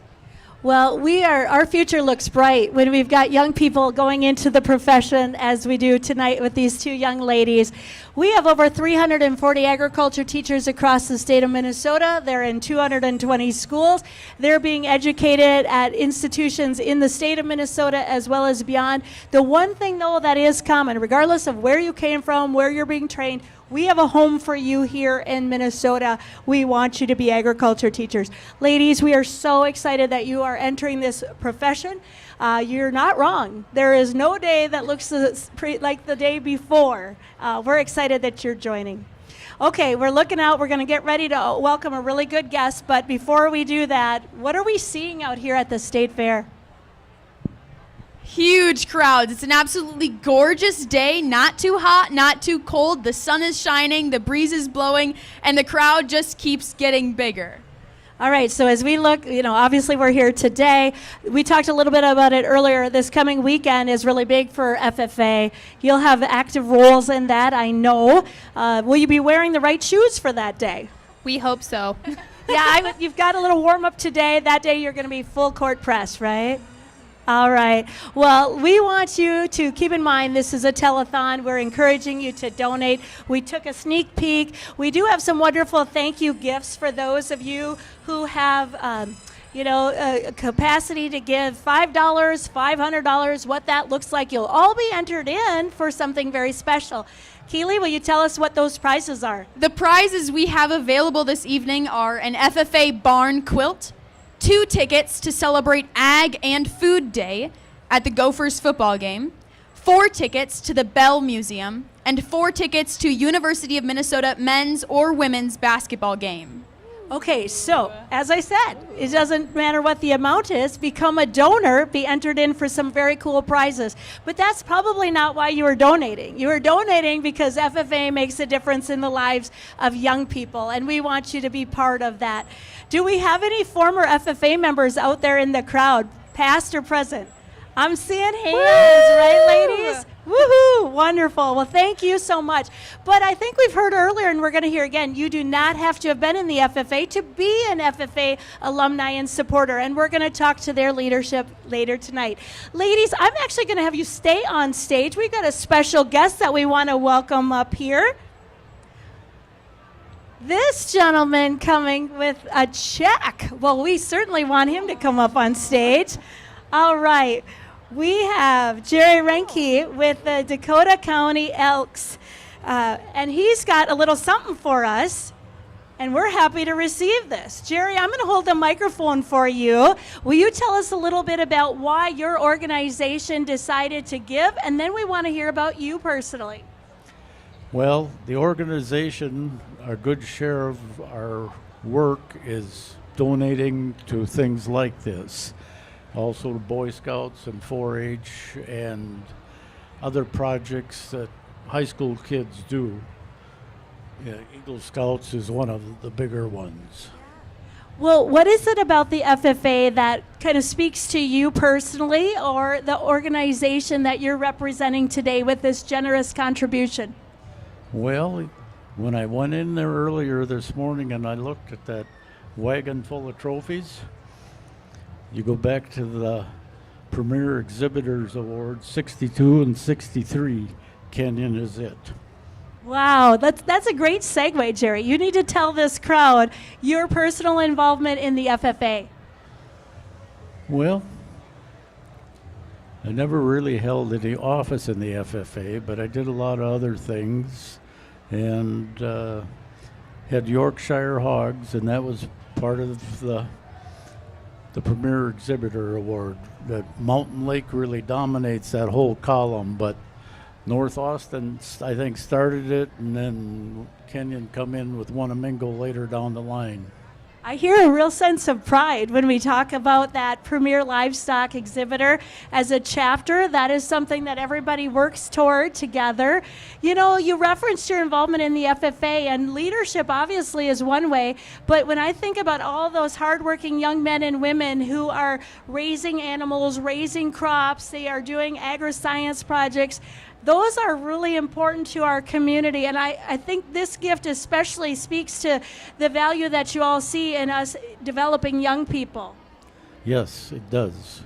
And one thing, I never got my daughters out of 4-H to do anything agriculture-wise, but they were in other projects. You know, that's just it. We're right there in the school, and there's a lot of great choices. We're happy when students choose the FFA, but we respect and appreciate all that's being done. Well, Jerry, sometimes I think you bring your blue corduroy jacket, but today that maybe it's not the right temperature for the jacket, but... Temperature's right. I'm about 80 pounds heavier when I wore it. You know, corduroy shrinks. It's just the truth. What can I say? We all have experienced that, except for these two lovely young ladies right beside you. Well, I want to make sure we capture a picture of the officers with you, Jerry, getting this check. Would the crowd here help me thank the Dakota County Elks Lodge for this generous donation? Well, thank you so much, Jerry. Hopefully we'll see you back next year. But in the meantime, we're going to take this investment and do great things for students across the state. Good luck and thank you. Thank you. Well, perfect. Thank you so much. And thank you, ladies. We'll let you go. I've got another special guest that I cannot wait to have her come on stage. She's involved in developing that next generation of agriculture teachers. Dr. Amy Smith of the University of Minnesota is joining me. Thank you. Hi, Val. All right, well, we could sit up here and do the rouser and do all sorts of gopher things because I, too, am a U of M alum. But let's talk about agricultural education at the U of M. Can you tell our audience today what role the U of M has had with Minnesota FFA? It's a very rich tradition. Yeah, the University of Minnesota with the Twin Cities campus, located on the St. Paul campus of the U of M, has been a longstanding provider of teacher preparation in agricultural education, preparing those future school-based ag teachers and really extension educators that serve youth across the state of Minnesota. Well, as you think about your role, like you get people that are right out of high school, but you also get people that do this as a second career. Can you talk about how the University of Minnesota has been a leader in helping people, whether it's their second career or getting their master's degree, what that looks like? Yeah, absolutely. Honestly, there's no better time to get into ag education than now. We have a huge teacher shortage, both in Minnesota and at the national level. So as Val mentioned, whether folks are interested in starting as freshmen in college right out of high school or interested in making a later in life career change and coming into the master's program, there's opportunities for folks in all of those programs. Our master's program really is about a 2-year commitment for the licensure component and then a 3rd year for the completion of the master's degree, whereas our undergrad degree is generally a 4-year degree. Well, when I talk about this long-standing partnership, you go back to the very beginning of Minnesota FFA. It was created just across the way there on the University of Minnesota St. Paul campus. With that comes a role that has continued for 90-plus years. What do you host for us in the month of April? The state FFA convention for Minnesota FFA is hosted annually in both Minneapolis and St. Paul, but a lot of the career development events and some of the leadership development events have historically happened on our St. Paul campus. So we love the opportunity to have blue and gold jackets and their ag teachers and parents and guests join us in April. We also host other events throughout the year. We host an invitational event in the fall for FFA members to participate in practice contests, and then we also host the Doc Pete Agri-Science Fair, and that's usually held in the month of March. So you're never left without some kind of FFA engagement. We've got FFA leadership based out of the University of Minnesota, the office there. You know, as you think about just the value of FFA, let's talk a little bit about that. You personally, give us your background on the FFA. Sure. I actually was not a Minnesota FFA member growing up, but I grew up just south of here in Iowa. I was an FFA member and 4-H member when I was a young person and ended up serving as a state FFA officer in Iowa a long time ago. But that experience and that opportunity really provided me the leadership and speaking experience and opportunity to really interact with other young people that made me decide that I wanted to go into agricultural education as a career. So you pick this path, you've gotten to this point, you know, you look ahead, you're going to continue to be a force to help FFA advance, especially as we get closer to our 100th anniversary. Yeah, that's really exciting. I actually was an attendee at the National FFA Convention when they did the 75th anniversary time capsule, and so it's really exciting to be a part of the celebration for 100 years as well. Well, we've kind of chosen to highlight the Ag Ed part of the partnership, but there are partnerships that go on between the University of Minnesota and the FFA all year long. Some of that's happening right there in the CHS Miracle Birth students, where University of Minnesota Vet Med students, I believe, are alongside our FFA students. Yeah, absolutely. Our CFANs, the College of Food, Agricultural, and Natural Resource Science, the Vet Med School, even the College of Education and Human Development that is involved in preparing future teachers. The University of Minnesota has a large commitment to agricultural education and Minnesota FFA. Well, because you're such a great supporter of all things FFA, we also want to give a shout out. We're here at the fair. Mm-hmm. The University of Minnesota is located in a few places. Should they go and visit? Absolutely. So there is there's plenty of University of Minnesota things to do here at the fair. The CFANs, our college, is actually hosting a new game called Go For It. So you can go visit them and play this scavenger hunt type game. And also, I just finished a 4-hour shift at the all-you-can-drink milk stand.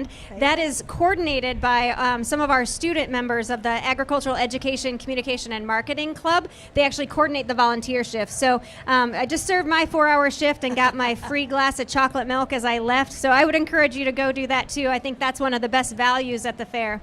So speaking of that, I'm curious, how many glasses of milk is the record over there? Does anybody know? Oh my gosh, I do not know. This year you could buy 2 glasses for $5, so we were selling a lot of duos to families that were coming up with their bucket of Sweet Marthas. Wow, well, it's exciting. We're going to visit with a U of M student here and later on in the program, Mr. Noah Erickson. He's going to, just by chance, be student teaching down in my neck of the woods. When a student teacher is put out into their field experience, what does that look like? How do you guide them through that new environment? Yeah, great question. So student teaching is obviously a really critical part of a future teacher's experience. Luckily for our students, they actually have an opportunity to get out for mini field experiences from the time that they are a sophomore or junior through their senior year. As you mentioned, though, Noah will be completing his 14 or 15-week student teaching internship this coming spring, where they really do pick up and move to the community where they're going to teach, and they immerse themselves in the lives of a teacher, teaching both classroom-based kind of instruction and shop-based classes, as well as doing the FFA and the SAE supervision. So they've got their cooperating teacher, they've got you. They're really being supported every part of the way, aren't they? Absolutely. We are pretty particular about where we place student teachers, and we ask a lot of our cooperating teachers in terms of the guidance that they give our developing teachers. We also have university supervisors that can go out, that do go out 5 times during the semester to observe and interact and provide feedback and mentoring. The other awesome thing about Minnesota from an agricultural education perspective, I guess I could talk a long time about all those awesome things, but we are really fortunate to have some funding provided through the Minnesota Ag Ed Leadership Council that allows us to have a really robust teacher induction program, and that is really geared for those beginning teachers in ag, food, and natural resources. No matter where they got their teacher preparation, or if they're starting a Tier 1 or Tier 2 teaching position without that preparation, the TIP program really provides intensive mentoring that first year, because we know that teaching can be hard, and so we want to make sure that they have the regional connections and the statewide connections that they need to be successful. Well, it takes great partners to make all of this ag education and the FFA go. We are so grateful for you, Dr. Smith, as well as the University of Minnesota, the College of CFANs, and want to give a big shout out to all that you've done to start this organization, to guide this organization, and lead us forward. So we appreciate your time today. Oh, thank you so much, Val. This is great. All right, thank you. Well, great. Now we want to get back to some students. They're always so fun and enjoyable. So I'm going to welcome a couple regional officers here, Region 4 officers. We're in their part of the telethon. Please introduce yourself and let our guests understand a little bit about your FFA journey. Yeah, so my name is Addison Nellis. I am currently serving as the Region 4 reporter, and I'm from the Sauk Rapids Rice FFA chapter. I joined FFA because of my family's background in agriculture. A couple people that I knew working on my grandparents' farm had encouraged me to try a meeting. So I did, and then I just kind of found my home in FFA. My name is Abigail Capster. I'm serving as your Region 4 Secretary from the Sauk Rapids Rice FFA chapter. I started FFA because my dad was in FFA when he was younger and talked about it to me and inspired me to join. Well, let's talk about some of those activities specifically that you were involved with and how those have helped you develop the skills that you think and the rest of us think are important to be part of your communities. Yeah, so the first thing that I joined within FFA was the dairy evaluation team. Growing up working on a dairy farm, that was kind of the obvious choice for me. I feel that competition and all CDEs kind of pushed me out of my comfort zone, gave me some of the confidence that I needed to do things like apply for chapter and region office and things like that. So I first started with the vet science CDE, and it helped me work as a team and get leadership skills and get out of my comfort zone, and yeah. Well, if you were to interact with some of those members from Region 4 that you're working with, what are you encouraging them to do? What are the activities that are they're available to Region 4 members, and why would you give them that extra nudge? Yeah, I would encourage Region 4 members to try everything. I think that FFA is so diverse. It's not one thing or another anymore. It can be anything for anyone. One of the first things that we have coming up is in September. We have our Green Hand Day, where our newer members, our 7, 8, 9, even 10th graders can come in and see what that's all about. And I think that's a great introduction into FFA because we have all sorts of different kinds of workshops that kind of introduce them to some of the topics that we have in FFA. I would agree. Just try anything you're interested in, and don't be afraid to try new things. If you think you like it, try it. So we are talking a lot about support, giving support to young people in the FFA. Of course, we're talking tonight about financial. It's a telethon, but let's shift it a little bit. Who are some of the people that have supported you? What did that support look like? And the reason I share that is the FFA alumni and supporters are going to share a little bit later tonight. They play an active role in making your life successful and your role successful. What does support look like specifically to your involvement in the FFA? Well, I think that having a good advisor and someone who can push you to try those new things and someone that really truly believes in you is monumental. If I didn't have as great of an advisor as we have, I would not be as involved as I am today. She's really our biggest supporter. She always pushes us to try new things and really just always believes in us no matter what it is. I would agree. Also having a good family support system, they support your activities and your competitions, and also FFA members, your friends in FFA will support you too. So students cannot get to the FFA if they don't have an agriculture, food, and natural resource class. So I'm going to ask you, what are some of those classes that you took in high school or in school that have now allowed you to be in the FFA? My first kind of ag class that I took was animal science, and then I also took vet science in that same year, and those are kind of our more animal-based vet kind of course. And then we also at our school have greenhouse, forestry, wildlife, and then small animals as well. All right. So it sounds like a pretty robust offering. If there's students that are curious, I'd like to work with plants, you got a spot for them. If they're a person that wants to work with animals, of course, there's that opportunity there. So that little plug, what would you say to that student who's sitting there going ooh, should I take that class? What would you tell them? I would say just take the class. You never know if you're going to like it or not. And I think that especially that freshman year, everyone tries small animals, and that's kind of our class that you figure out whether agriculture is for you or it's not for you. But I would say no matter what age you are, just take it. Our advisor is the most welcoming person ever. It doesn't matter who you are, what grade you are, where you came from. She will always take you in her ag class, so I would always recommend to try it. Okay, well, we're here at the fair. We would be remiss if we didn't talk about something fair related. So here's the two-part question. We've asked a lot about what kind of food you do, so we'll ask you that question. But what exhibit or ride or activity are you always going to do when you come to the Minnesota State Fair, enjoying that yummy food that you're going to tell us about? My family will always do the big Ferris wheel. Ooh. We come and we do that huge Ferris wheel, and then we will do also the skyline. Not the closed one, though. We got to do the open skyline. Very good. I like Sweet Martha's cookies is my favorite food. And then I like just walking through the barns and seeing what animals they have. Well, good. I hope you're all going to be back this coming weekend as FFA encampment comes to the State Fair.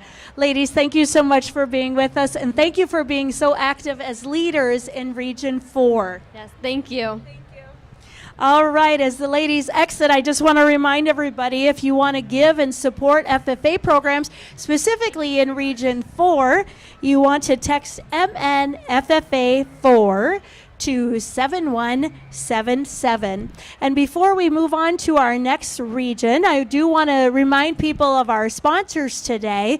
Our Purple Ribbon sponsor, Profinium. And for those who have been with us for a while, they presented a wonderful check of support of our FFA programs. To our Blue Ribbon sponsors, Ag Country, Ag Partners, CoBank, the Dakota County Elks, Land O'Lakes, Minnesota Farmers Union, and Minnesota State Southern Agriculture Center of Excellence. And with that, we're moving on as we go across the state to Region 5. Please direct your attention to the video. Hello everyone, my name is Aiden Rutger. I'm from the Eden Valley Watkins FFA chapter in Region 5, where I'm currently serving as the Region 5 president. Thank you all for tuning in to the section dedicated to Region 5 of the Minnesota Telethon. Over the course of this video, we're going to be able to see a variety of members across our great region of Region 5 tell us all what FFA means to them and how FFA has helped them along their journey. So thank you and continue watching. Today, we're here to talk about our LDE success story as FFA members. Our freshman year of high school, we put together a conduct of chapter meetings team. We started practicing in the fall, and by the winter, we were competing in mock competitions. However, we did not place very well at these competitions. By the time we got to region contest, we placed first and made it to state convention. We didn't have high hopes to make it past the first round, but after we did compete at state convention, we ended up making it to the second round. In our final round of competing, we made a few major mistakes and we assumed that we wouldn't make it past state convention. When we were on the stage to find out about results, we ended up having every other team get announced before us. Then we realized we got first and we made it to national convention. Somehow, we managed to do it. By the time we made it to national convention, we had already practiced multiple times over the summer and we were ready to roll into national convention. We didn't expect it to make it past the first round at national convention either. I mean, there were so many good teams there, it was really scary. We kept progressing through the multiple rounds of national convention, and we didn't make it to final round, but we did place fifth. Placing fifth out of over 50 teams was a huge surprise for us. However, out of all the teams that have went to national convention from our chapter, we are one of only 2 that have gotten the gold medal.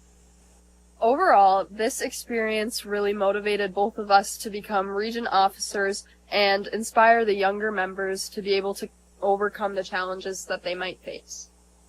Thank you from Region 5! Across Minnesota, FFA alumni and supporters are planting seeds that grow far beyond the classroom. Through mentoring, scholarships, and hands-on opportunities, they help young leaders build confidence, skills, and a passion for agriculture. From small towns to state conventions, they stand beside the next generation, ensuring Minnesota agriculture has a bright future. Their commitment is changing lives one student at a time. Together, we're building leaders, growing communities, and strengthening agriculture.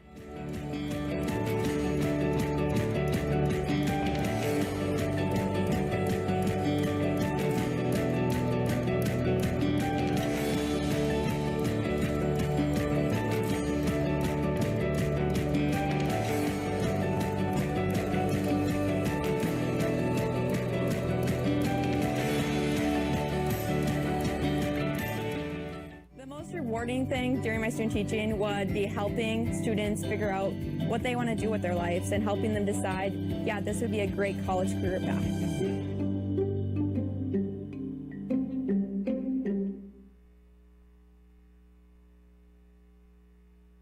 I grew up in Cedar Rapids, Iowa, went to public school.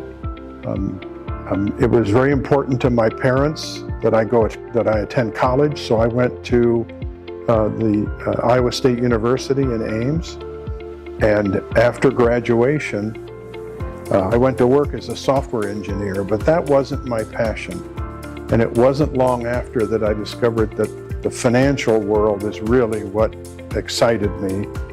And in 1979 I got the opportunity to go to work for Merrill Lynch, and I'm now a portfolio manager and financial advisor, and I've been there for 46 years.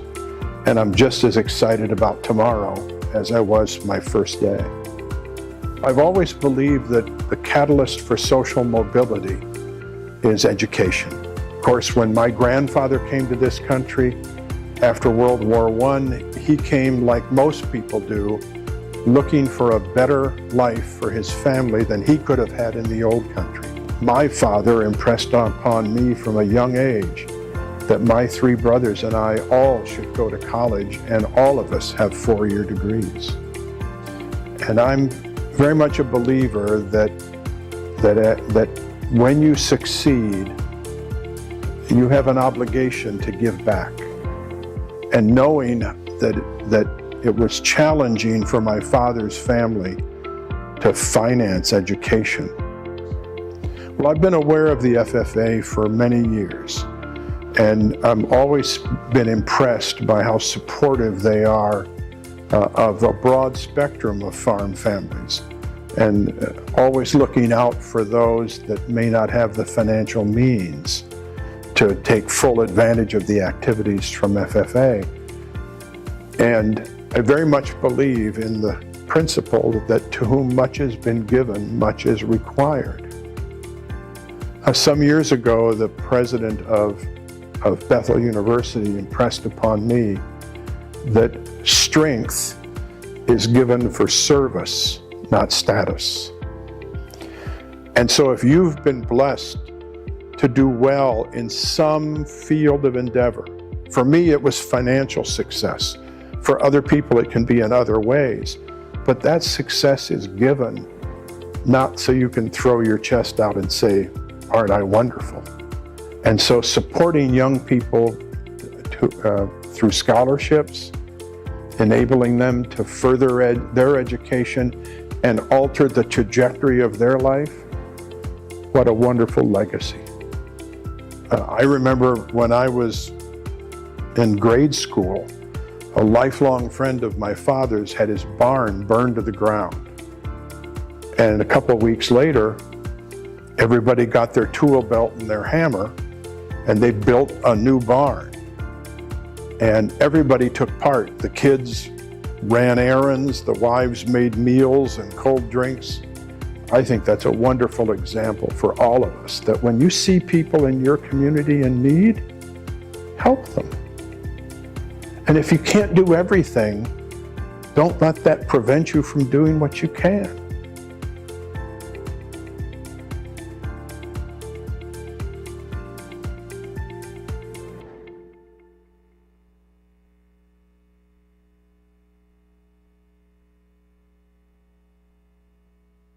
I love Region 5 because we have so much collaboration and togetherness within our region. One way that we help collaborate is with Region 3. We host a barn dance with them in the fall, and that helps us to get members from both regions to meet each other and make lifelong friends, with also a super fun night of dancing and hanging out with people that have the same interests, such as agriculture and leadership. Then members have friends that they can meet up with at other future events, such as state convention. This is a great way for students to get to meet each other, and I absolutely love this event every year. Some other ways that our region communicates and helps with collaboration and building up our communities together is with Farm Fest. Farm Fest is hosted at Gilfillan, which is kind of by Redwood Falls, Minnesota. The Cedar Mountain FFA chapter helps all 3 days with directing parking and traffic to make sure no accidents happen. The Redwood Valley FFA helps with the ticket booth and getting wristbands on people that are interested in coming to Farm Fest, and the Wabasso FFA chapter helps run the farm safety booth. These are great ways that our chapters in our region are helping contribute to society and our communities, and also helping each other and working together. Another super awesome event that we do is called Lead the Challenge, otherwise known as LTC.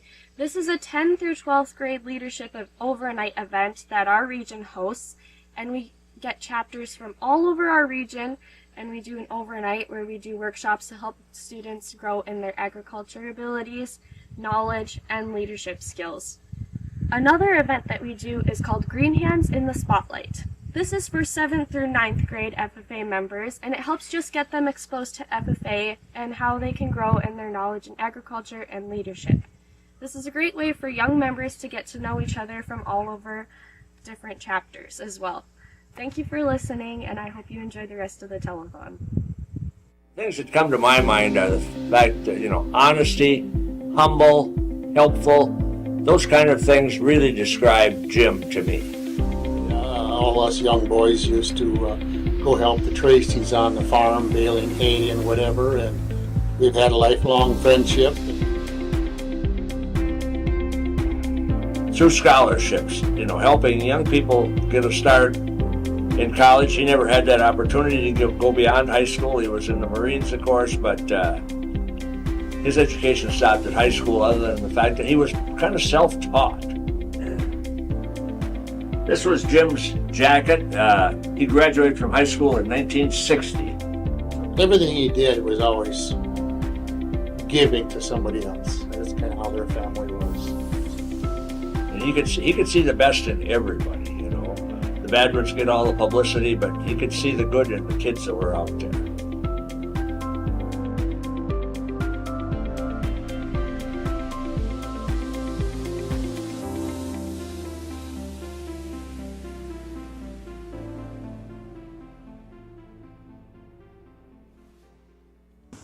Thank you all again for tuning in to the Region 5 section of the Minnesota Telethon. I hope that all of the stories that you were able to hear today have really motivated you to continue your passion for agriculture and maybe consider supporting us further through donations or other things. Again, I wanted to thank you for tuning into the Telethon, and we hope to work with you in the future.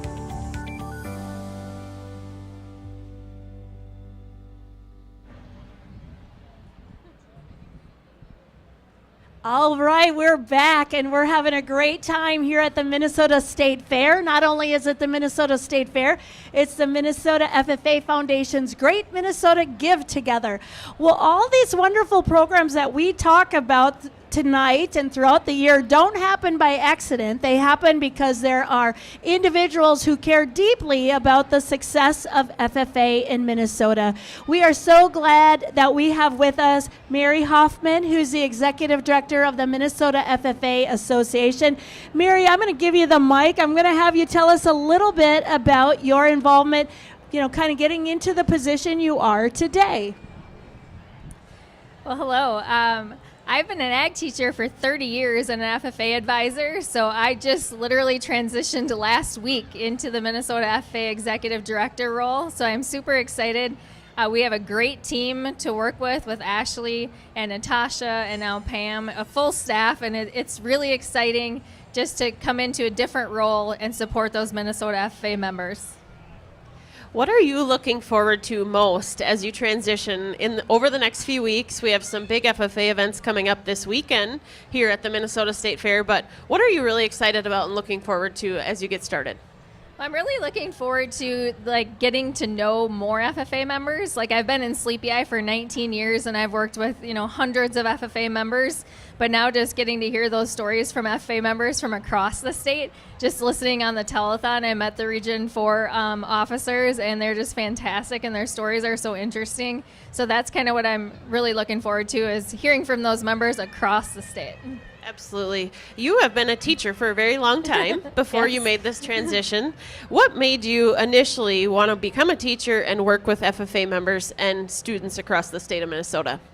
Well, it was a long time ago when honestly there weren't a lot of female FFA advisors and teachers.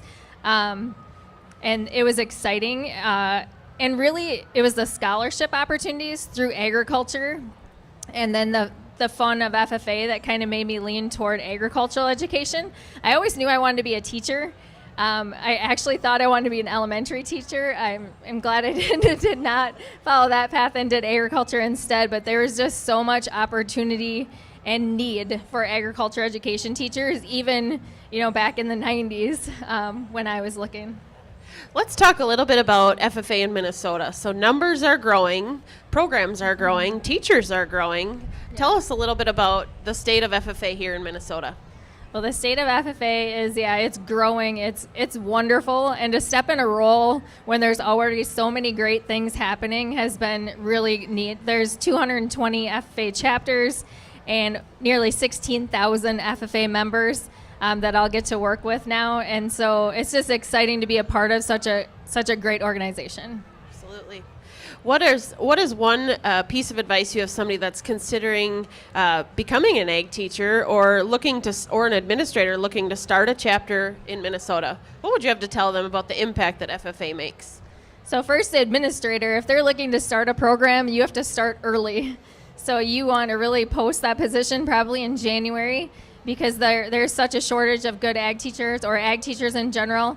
And if a school wants to start a program, they have to start early to be able to get that teacher.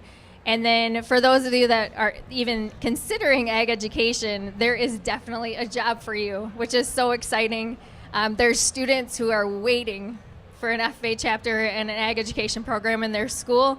And this year, again, there's going to be programs that go without an ag teacher. So it is such an important career and literally get to change lives every single day. Every day is different, and you can see I'm really passionate about ag education still. I was just talking to an individual who's going to come up in a little bit who's maybe considering ag ed as a career. So that's just exciting too, to maybe inspire somebody to be a teacher. Absolutely. And that's just some of the work that Val and I and the FFA Foundation do on a daily basis, is ensuring we have funds to help assist with new chapters, new teachers, new programs, and those types of things. So all the support that we're trying to raise today goes to support all of those efforts as well. Yeah, and the grants from the foundation were super important to my own chapter of Sleepy Eye, and I understand like the need that the chapters have through the Legacy program. It's such a great opportunity for chapters, and to get those blue jackets for students. Like when they get their jacket, their faces just literally light up, and it's like the best thing that happened to them in a really long time. So if you can support the foundation, it really makes a difference to those students, their chapters, and their families.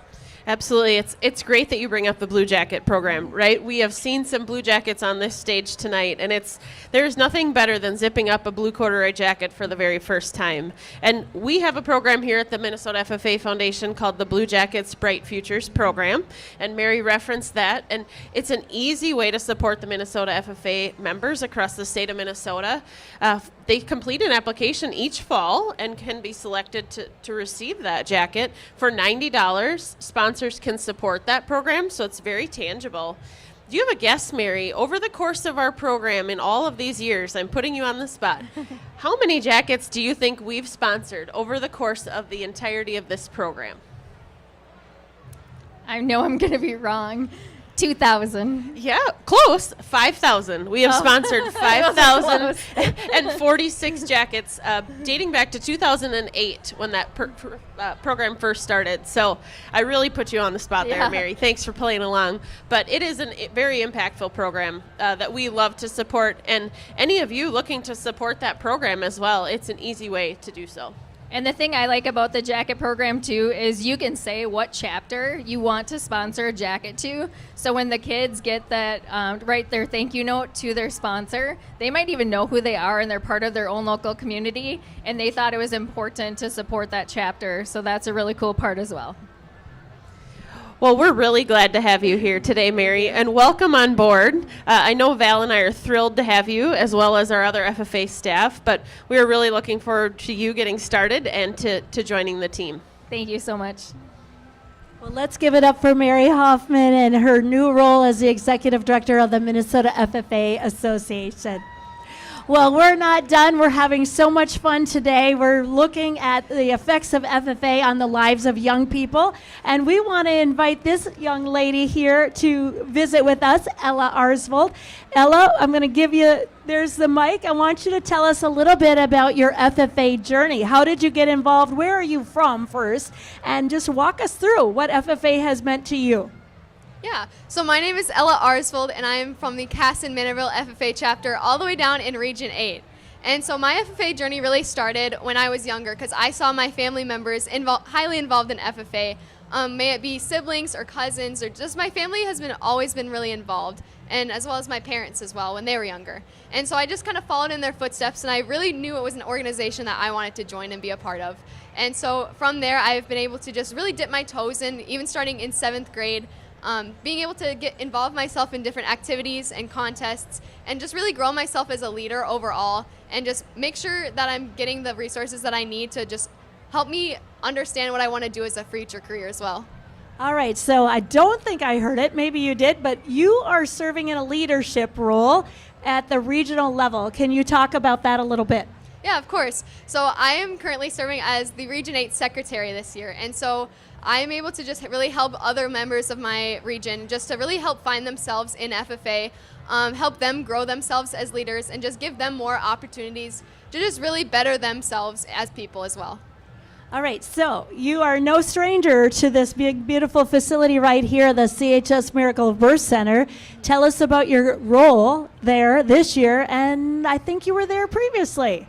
Yeah, so this is my 2nd year being able to volunteer at the CHS Miracle of Birth Center, and so I've been able to work with the sheep and goats, and so I've been able to help manage their care, make sure chores are done in the morning, make sure pens are clean, and I get to talk to people about the sheep and goats, get them more information that they might not know before, so it's really fun to be able to see and share agriculture to people that may not be able to see it on a daily basis as myself. All right, so let's talk about people interacting with you. They're asking you questions.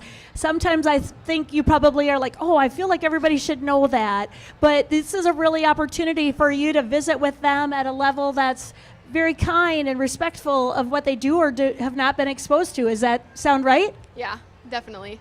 All right. So as you're going to be here now for how many days, Ella? If people are watching and want to come and ask you a question, how many days? I'm only here for 4 days. Okay, starting today? Correct. Now 4 days to come. All right, well, good. Now, as you look at your FFA journey, you told us where you've been. What's ahead for you? You're serving as a regional officer. Are you going to be competing in some career development events or some other activities?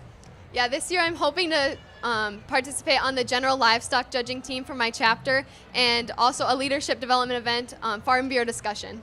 Well, it sounds like you're not going to waste any time continuing to be involved. If you had to tell our audience today what being in the FFA means, you kind of did, but let's give you a second chance to just kind of fill in the blanks. What does FFA mean to you? For me personally, FFA really means finding yourself and being able to really find out like who you are as a leader. I was able to really dip my toes in and just figure out how I lead and how I fit into a team. So that's something I really recommend about FFA, being able to really find your spot and how you just really fit into a big group of people. Well, Ella, we're so glad that you're here, that you're helping out. This has been an outreach for FFA for decades, and you are one of those young people today and in the days to come to advocate for agriculture. Thank you for being with us today, and good luck on the rest of your FFA journey. Thank you. All right. Well, I want to introduce this lovely lady right here, Amanda Summers. She's gotten right in on it. She is the program coordinator for the Minnesota FFA Foundation. Amanda, can you tell our viewers, both here in person as well as on the live stream, what's your role and why does that feel like a good role for you to help support FFA? Absolutely. So Amanda Summers, nice to see you all. Thanks for joining us online. I am the program coordinator here with the Minnesota FFA Foundation. I work with many pieces. I wear many hats within the foundation, as we both do, as a small staff. But a lot of it is scholarships. Some we just talked about a little bit. Some we'll talk about a little bit later. But we have many roles within this organization. I do a lot of social media work. I work with a lot of finances.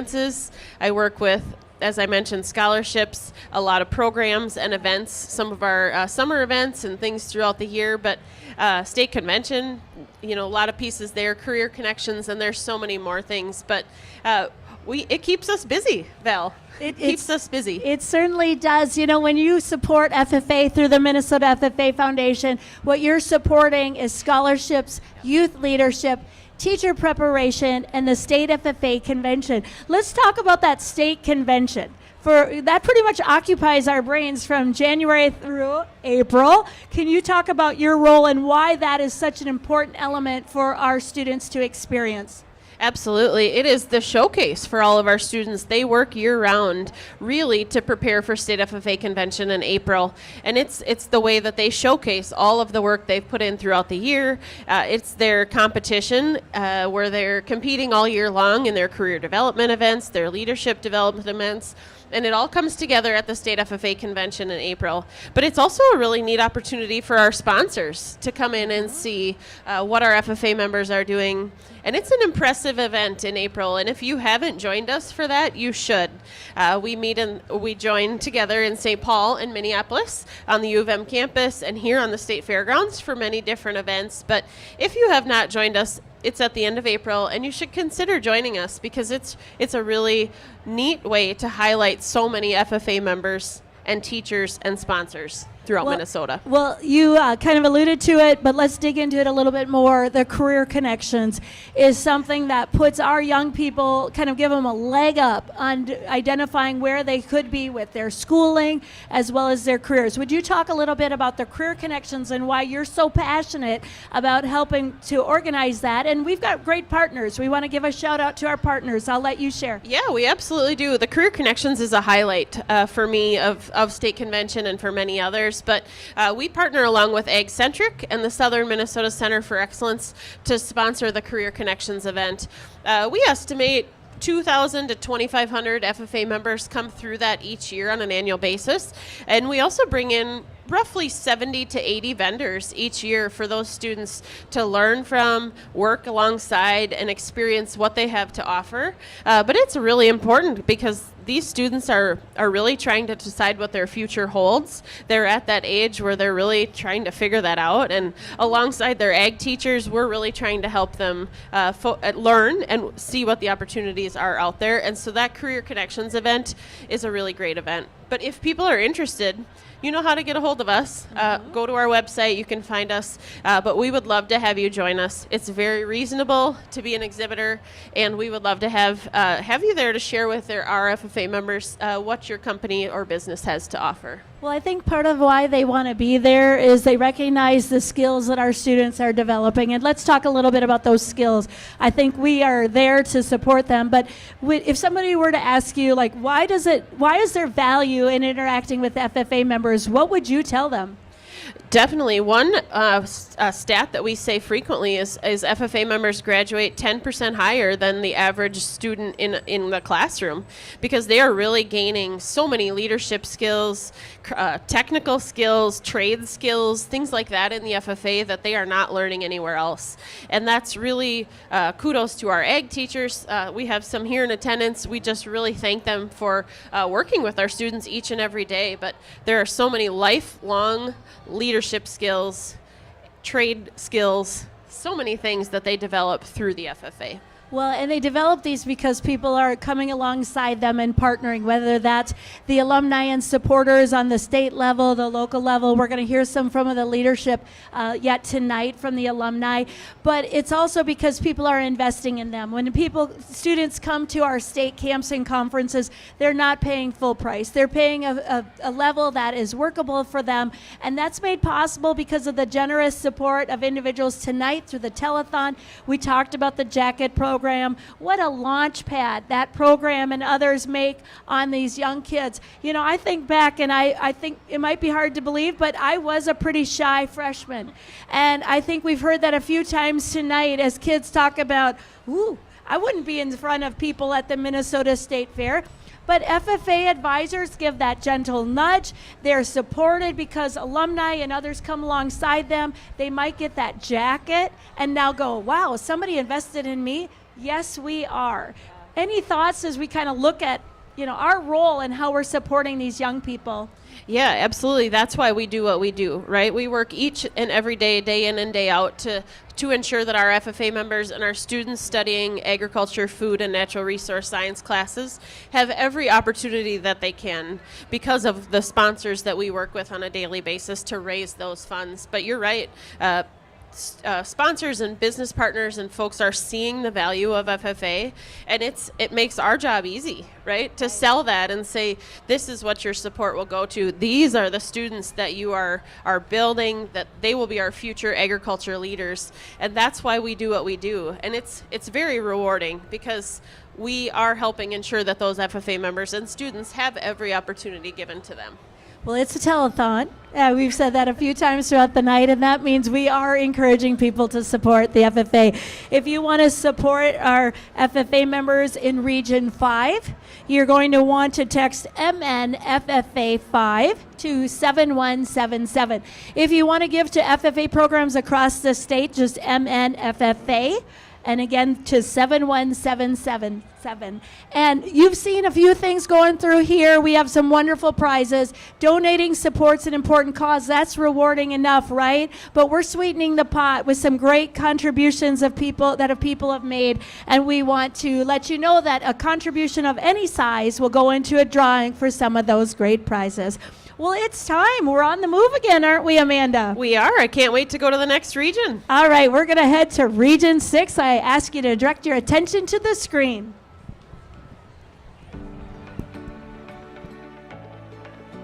Hello, everyone. My name is Liv Vanderkoy, and I am honored to serve as the Region 6 president.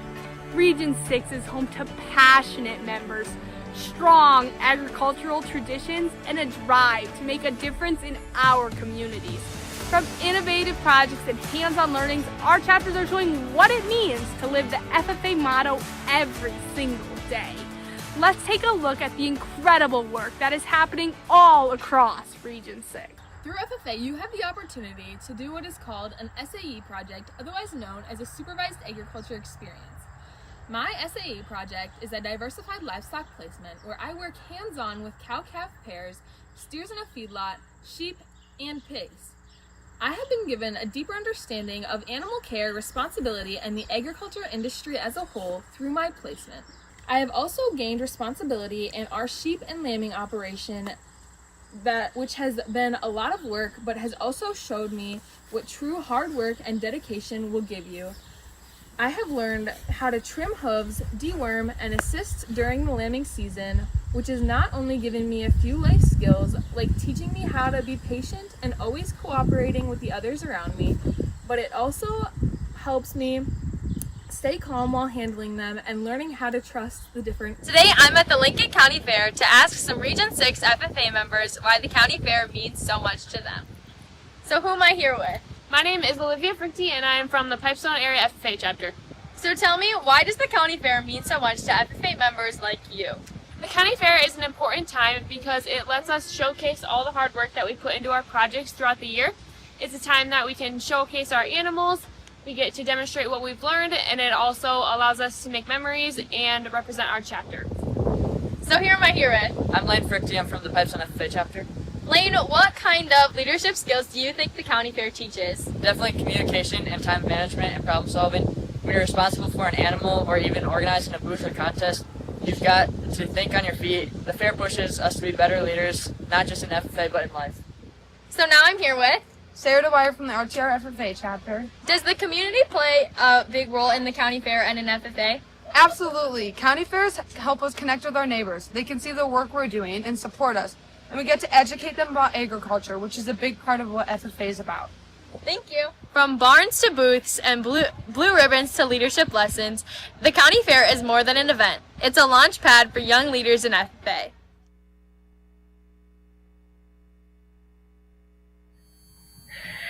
My name is Tina LeBrun. I'm Nathan Hannell. And I'm Courtney Spence. We are with the Minnesota State Southern Agricultural Center of Excellence, and we are a proud sponsor of Minnesota FFA. Throughout the year, we have numerous engagements with FFA students across Minnesota, and if you attended Career Connections at the Minnesota State FFA Convention, that is part of our work. We choose to support the Minnesota FFA Foundation because we truly believe it plays a critical role in supporting and providing a variety of opportunities for FFA students in Minnesota. To all of the students, you are the future of our workforce, and industry needs leaders like you. Your efforts and accomplishments do not go unnoticed, and we're proud to help support that. For the rest of the Minnesota FFA Foundation supporters, thank you for your efforts and encouragement of FFA, as this program would not be what it is without you. I'm here with Jeremy Daverco at the Jackson County Fair. So Jeremy, what brings you to the fair today? Well, a couple things. First and foremost, I am serving on the Soil and Water Board representative at a booth in the exhibit building. But as a farm management instructor, being at the county fair is a way for I can see my students, I can see potential students. It's just a really good way to give back to the community that's done so much for me throughout my career. And so how has FFA impacted you? Well, that's a big question to answer in a short amount of time. I had an older sister who was an FFA when I was growing up, and so as a 7th and 8th grader, I got to see the things she was doing, the contests she was involved in, or career development events. I started participating in that, and I am where I'm at in my career. I became a high school ag educator to help students find their passion, whether it's in education and agriculture, and you name the career development events. But that real life skills that career development events teach, as well as the supervised ag experiences that give you real life experiences that get you to county fair, showing livestock, showing crops. I don't know if you can duplicate that in a lot of high school curriculums other than ag education and FFA. I think anybody who's been an FFA knows that it takes a village to raise a child, and there are plenty of people in your local programs that helped your advisor and you as an FFA member or chapter officer get things done. My advice would be to reach out locally if you know those individuals in your communities. By all means, reach out to those people. Find the people you were in FFA with. See where they're helping out. There's alumni chapters popping up across the country, across the state. That's a good way to start, but you don't have to have an alumni chapter to give back. Find that ag teacher. See what they need in their local program. It might be a guest speaker, it might be a CDE coach, it might be a financial contribution. Any of that stuff helps change the lives of FFA members and will pay way more dividends, especially if you can interact with students like yourself. We are both a part of the Agriculture Communications CDE in the Worthington FFA chapter. And we are so excited to go and compete at the upcoming national convention. We were awarded this opportunity after placing first place at the Minnesota State Convention this past spring. For those of you guys who do not know much about this competition, there are multiple different aspects of the competition. It starts with a test. This test contains information about formatting, pictures, lots of different communications pieces. After we have received the test, we are able to listen to a press conference. This press conference is given by an organization or a business, and they share with us. Once that is completed, we have time to ask them some questions, and while this is all taking place, we are taking notes. That way we can use them further on in the competition. After we listen to the press conference and take notes on the information we were given, we now kind of break out into our individual teams. So each team has 4 people on it, and each person on the team is in charge of creating a different practicum for the team. My position on the team is I am in charge of creating a social media plan. So this kind of includes a layout for a week. It has to include 7 different posts covering 3 different social media platforms. And then after I complete creating the different posts and come up with the different social media platforms I'm going to use them on, I then kind of put it all together and come up with captions and kind of a schedule of when all of it is going to be posted. Yeah.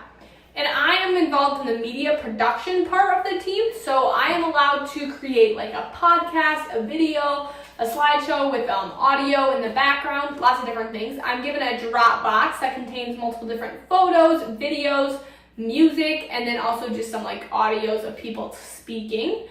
And then using that information, I am allowed to compile it and however I see fit. This past year for state convention, I made a video, and but I recorded my own audio using the information that I had learned. One of my favorite parts of this competition is that it's helped me kind of figure out my path after I graduate high school. And ultimately, after participating in this competition, I hope to major in an ag communications career. Yeah, I am very passionate about educating others about agriculture and as well as advocating for agriculture. This competition has shown me multiple new skills that I can use to do this throughout my daily life. I love this competition and I'm so glad that I jumped in on it my freshman year because it has made a huge difference in my FFA career. Thank you guys again. Bye. For Minnesota FFA members, the Blue Jacket is just the beginning. Alumni and supporters keep the connection alive, offering guidance, opening doors, and creating opportunities long after graduation. Whether it's sharing knowledge, supporting scholarships, or cheering from the sidelines, they are the link between FFA's proud history and its exciting future. Today, you can help keep this momentum growing because once you're FFA, you're FFA for life. My SAE projects are agricultural communications as well as agricultural education. Both of my SAE projects have stemmed from my 4-H, FFA, and beef ambassadorships as well as other ambassadorships. These opportunities have given me chances to go into classrooms and complete community outreach to teach people more about the beef industry and agriculture as a whole. I've educated people within Cottonwood, Brown, and some of Redwood counties on just certain topics that people have reached out to me to come and be like, hey, can you come speak at this event or this event and such on. As well as our industry, but having another advocate, not only for the beef industry, but also agriculture as a whole, and especially being a young advocate. My advice that I would give was to don't be afraid to step outside of your comfort zone. When you finally get that push to be outside of your comfort zone, that is where you can take it and run with it, and you may be shaking in your boots the first time, and that's completely normal and fine. But But when you're able to step outside of that zone and finally find kind of your like passion, it just becomes like a home, and that's what you continuously want to do. So try something new. I'm going to be a senior this year and currently serving as the first vice president. Throughout my years at FFA, it has honestly felt like a second home to me just by the community in it. I have made so many friends this past couple of years that I never thought were imaginable. I have made them by going to meetings, joining CDE teams, going to state. This year I'm excited to head off to nationals, and just by going to all the summer events that our chapter has planned for us. By going to these events, you are encouraged to go out of your comfort zone, and the community there and the people there are so welcoming that it makes it so easy to make friends. I found that extremely helpful, and I found it easier to go out of my comfort zone. Another way that it's easy to meet people and have a bigger surrounding is by doing all the community service that we've done. I have done so much community service this past couple of years, and I honestly love going to everything. Besides being that, I have my LDE, which is employment skills, my SAE, which is growing, managing, and taking care of pumpkins, and my CDE, which is market plan. Out of those three, the one I've had the most success with is my LDE employment skills. The past 2 years I've won regions, and this past year I've won state, and I'm headed off to nationals in October. My employment skills has taught me so many real world examples, like how to create a resume, a cover letter, how to apply for a job, do mock interviews, and follow it up with a thank you letter or email. Learning all those skills now will make me so better off for the future when I want to get a great job in the future and start my career. What an amazing showcase from Region 6. A huge thank you to our students, advisors, alumni, and supporters who make these successes possible. Your dedication to agriculture and leadership is truly inspiring, not just in our corner of the state, but across all of Minnesota FFA. Consider donating to Region 6 to make an impact on the future.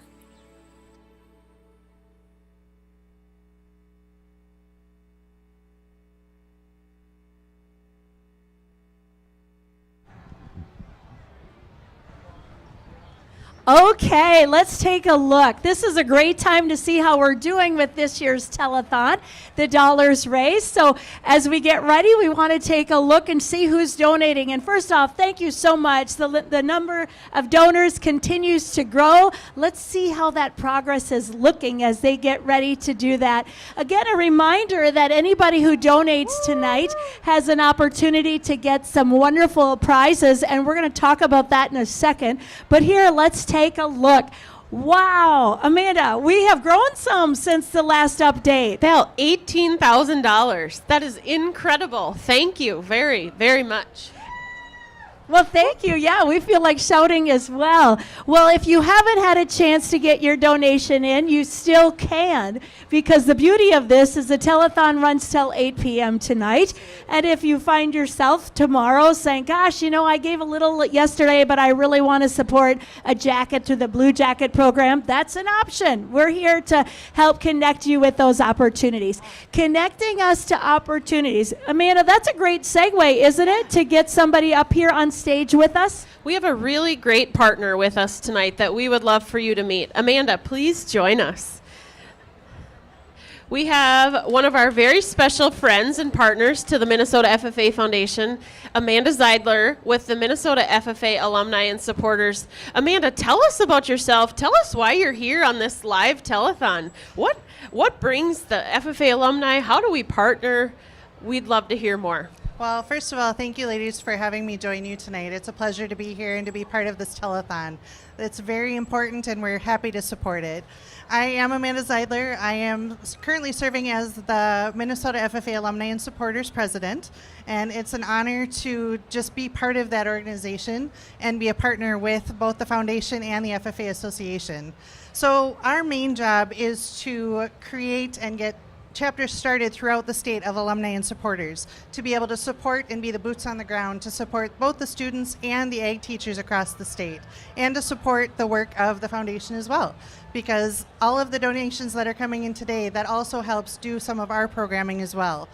Some of our main programming that we have is our President's Circle. It's a premier leadership program to help the adults that are alumni and supporters to be able to go back to their local chapters and be great leaders themselves, to be able to help the students better and the advisors better. Those are just some of the highlights of what we do, but it is our first and foremost to support everything local. And tell us a little bit about the FFA alumni chapters across the state are really growing. And our FFA chapters, our school administrators, everyone is seeing the value of our FFA alumni chapters. Tell us about the numbers. You're rapidly growing. They are. We do have over 70 active FFA alumni and supporters chapters across the state right now, which is a huge number for us. And to say that they're active, we mean they are active. They're doing fundraising, they are showing up, they are helping to coach and to get the kids where they need to be, and helping give those advisors a breath when they need it. We are growing rapidly, and actually we're coming up on our 100th anniversary, and so we have set the goal to have 100 alumni and supporter chapters in that time frame. So we're hoping to get there. Wonderful. Tell us a little bit about how the FFA alumni partners with the Minnesota FFA Foundation. What are some of those pieces that we do together? We both see an incredible value of that partnership. So we do, like I said, some of our programming that we work with you on. We also try to do as many events together as we can, I would say, so that we show that united front because we're all working for the same purpose.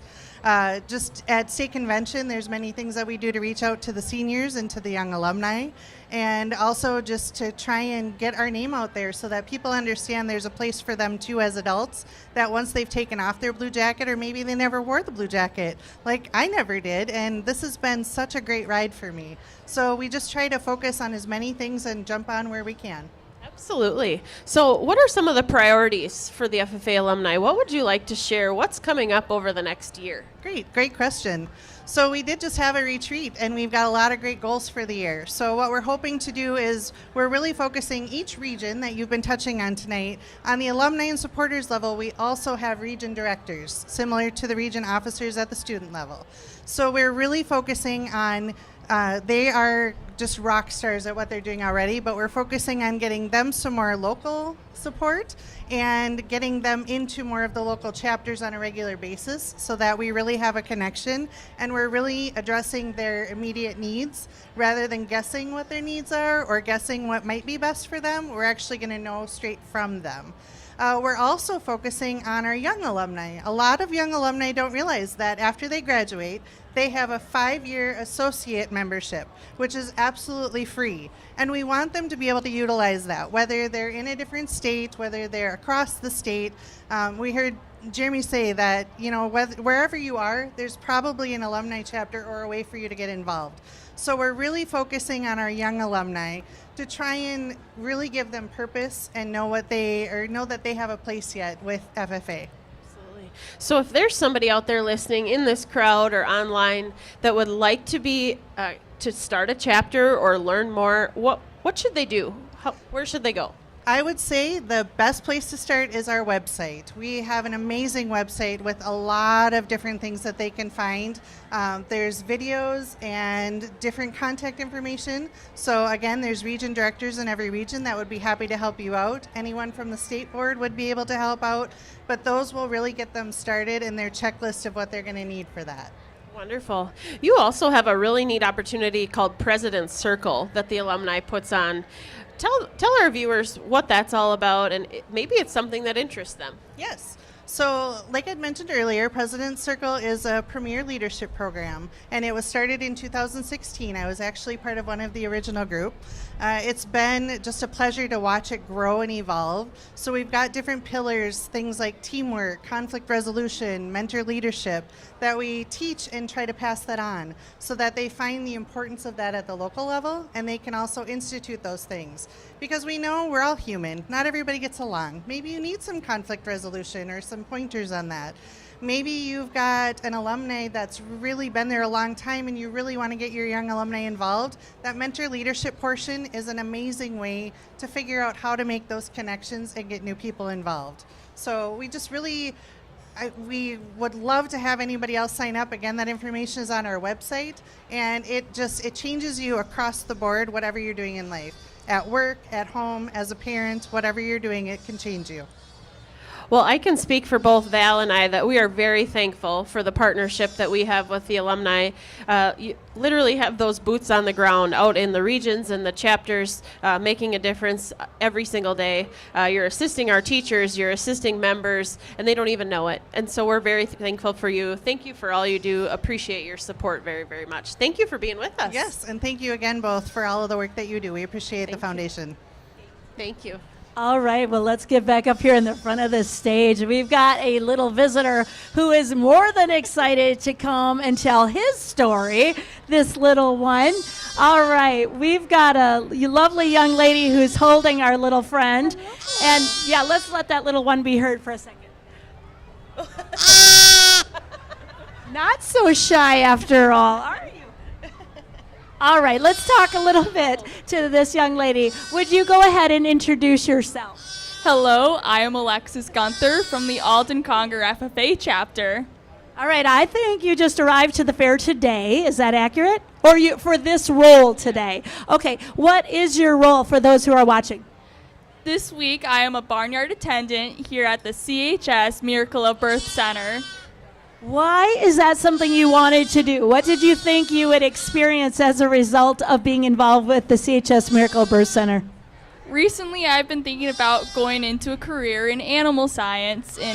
In like May or March, May, I had come across this at state convention, and I was like, this would be a really great opportunity to get my hands wet and figure out what I want to do with my life. And well, good. You brought us a little friend who is more than talkative. We're loving every second of it. Are you going to be working in the sheep area this week, or do you have a different area?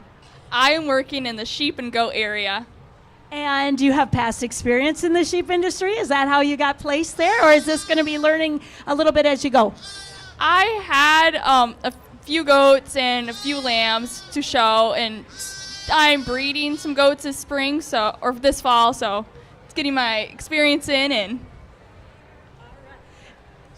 so Val and I are both from a sheep farm, right? We both grew up with sheep, but tell our viewers who may have never seen a sheep or are not familiar, what do you have with us today? With us today, I have a Poly Pay. It is a dual purpose breed. It can be used for its milk, wool, or its meat. Wow, he is a talkative little one here. And it's so fun to see that. When you have visitors come into the CHS Miracle Birth Center, they're going to ask you questions that, might seem a little basic, but you're going to meet them where they're at, aren't you? As far as if they don't, if they call this a goat, you're going to let them know softly that it is a lamb. All right. Well, we're glad that we've got you and other individuals like yourself. When you're not here, what's something in the FFA that you enjoy doing?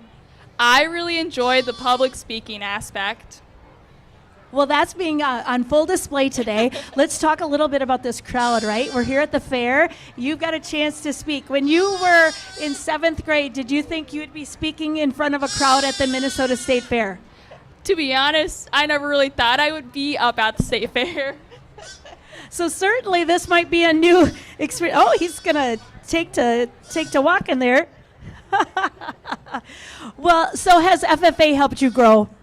Yes, I've been in FFA since 7th grade, and it has helped me develop my public speaking skills, interpersonal communication skills, and just a lot of general knowledge about things I never really thought I'd learn about. Well, let's give it up for Alexis and this little one. Thanks so much for being here. You can visit them in the CHS Miracle of Birth Center. Well, we have another special guest. We're just going to keep the fun happening here. This lady is no stranger to many because she is a great conduit between the FFA and the University of Minnesota. So, Miss Mary Bichetti, thank you for being here today. Let's talk a little bit about your love for both the organization, FFA, as well as the University of Minnesota. How did this start? How did it start? You know, it was kind of cool because it started because we actually had a national FFA. Well, how did it start? I joined FFA, I don't know why, in 9th grade. But when I was in 9th grade, the national FFA officer candidate was from my hometown, and I actually got to go to the national convention as a freshman. That happens sometimes, but I just love the FFA. I did all the things. Leadership activities, speaking was one of my favorite. Creed speaking contest, parliamentary procedure, and probably my involvement with FFA was what led me to the University of Minnesota. And I'm not going to say how long I've been there, but some may say I came to the university and never left. But it's a lot of fun to be able to work with two organizations that really mean a lot to me. Well, can you talk a little bit about that? I mean, when we talk about FFA in Minnesota, it was born at the University of Minnesota. We're 96, 97-year-old organization. We're still at the University of Minnesota. What does that mean to faculty, staff, and others that are part of CFANS, but the University of Minnesota as a whole? Well, I think that sometimes when there's something that has a history that long, you kind of take it for granted, right? Mm-hmm. And so if you haven't been to the St. Paul campus, or if you have been and you haven't seen the stone marker for that, you should check it out. But I think it's a really great opportunity to be reminded of the young people. And, you know, one of my fans, I'm going to bring him into this, Norman Borlaug. Yeah. I'm pretty sure he was an FFA too, but he's an alum of the university, and when he came back to campus, he would always want to talk to the students, because I think one of the really satisfying things as a U of M staff member, as an FFA alum, is to see the young people that you've been bringing up here on stage and on the videos, and seeing their enthusiasm, their creativity, their passion. You know, when things are feeling really frustrating in life, just look at an FFA member and it gives you hope. So for the University of Minnesota, it's really special to have that tradition of having students come to campus annually for the state convention and the other activities on campus. Well, I know you and your husband, Mike, not only give time and effort, but you're also very involved as donors. Why is donating a personal thing for you, as well as your work at the University of Minnesota? It's just, it's important. It makes a difference. And so I was sitting out here. We just walked by. We're here at the fair today, checking it out. And I've made a gift, and I'm going to make another one, and thinking about which of those gifts I'm giving to. So FFA alumni in Region 5, please join me in supporting Region 5. I've got some lobbying here for the Washington Leadership Conference in maybe Region 4. Joe, let me know. There's another donation coming, but it's satisfying. It's satisfying to know that a gift is going to make a difference for a student from across the state of Minnesota, and maybe they'll go on to be a Washington Leadership Conference counselor someday. So it makes me feel good, and I invite everyone else to get that good feeling of contributing to the FFA Foundation and Telthon. Well, you are committed to our success. I have said throughout the telethon tonight there are some great prizes. Giving is the reward, but we've incentivized it, and a lot because people could come and have some fun at the University of Minnesota, at the Bell Museum, at the Gophers Celebrate Ag and Food Day football game, as well as a men's or women's basketball game, all made possible because of the University of Minnesota or people that are passionate and involved, and we want to just incentivize it a little bit. There is that big, beautiful barn quilt as well. Mary, as we kind of move into the next section, you know, when you look at Minnesota FFA at its 100th anniversary, the role that the University of Minnesota has played and will play, you know, how do you build up that continued support and partnership among other staff and faculty? You know, I think what really matters when you think about any organization that you're involved in, it's being involved, it's getting engaged. And so I'm excited to rally the U of M faculty, staff, and students who are already familiar with FFA to be a part of it and celebrate, and also bring in the folks that haven't been exposed to FFA, because I know there's a lot of donors, a lot of supporters that didn't wear the blue jacket, and that really means a lot. So I'm looking forward to the role that the U of M can play in helping to celebrate this tremendous milestone. Well, that's a nice way for us to kind of wrap up this segment. There are those wonderful prizes we just talked about. Some lucky winners, donors will get those gifts. There's another one that's a beautiful Bonnie Moore print. That's for $1,000 donation and above. Mary Bichetti, we are thankful for your partnership and your continued support. We see it at the state level, but members feel it every time they come to state convention and they come to some of the invitationals and other activities held at the U of M. Thank you, Val and Amanda. Thank you for all the work that you do for Minnesota FFA. Have a great telethon. Wonderful. Well, thank you so much. We are going to roll to our next region, but with that kind of passion, you can see why people support FFA. Don't forget, you can text to give, MNFFA, and we just wrapped up Region 6, so you can send a gift there to 71777, or visit us on our website, and we move on.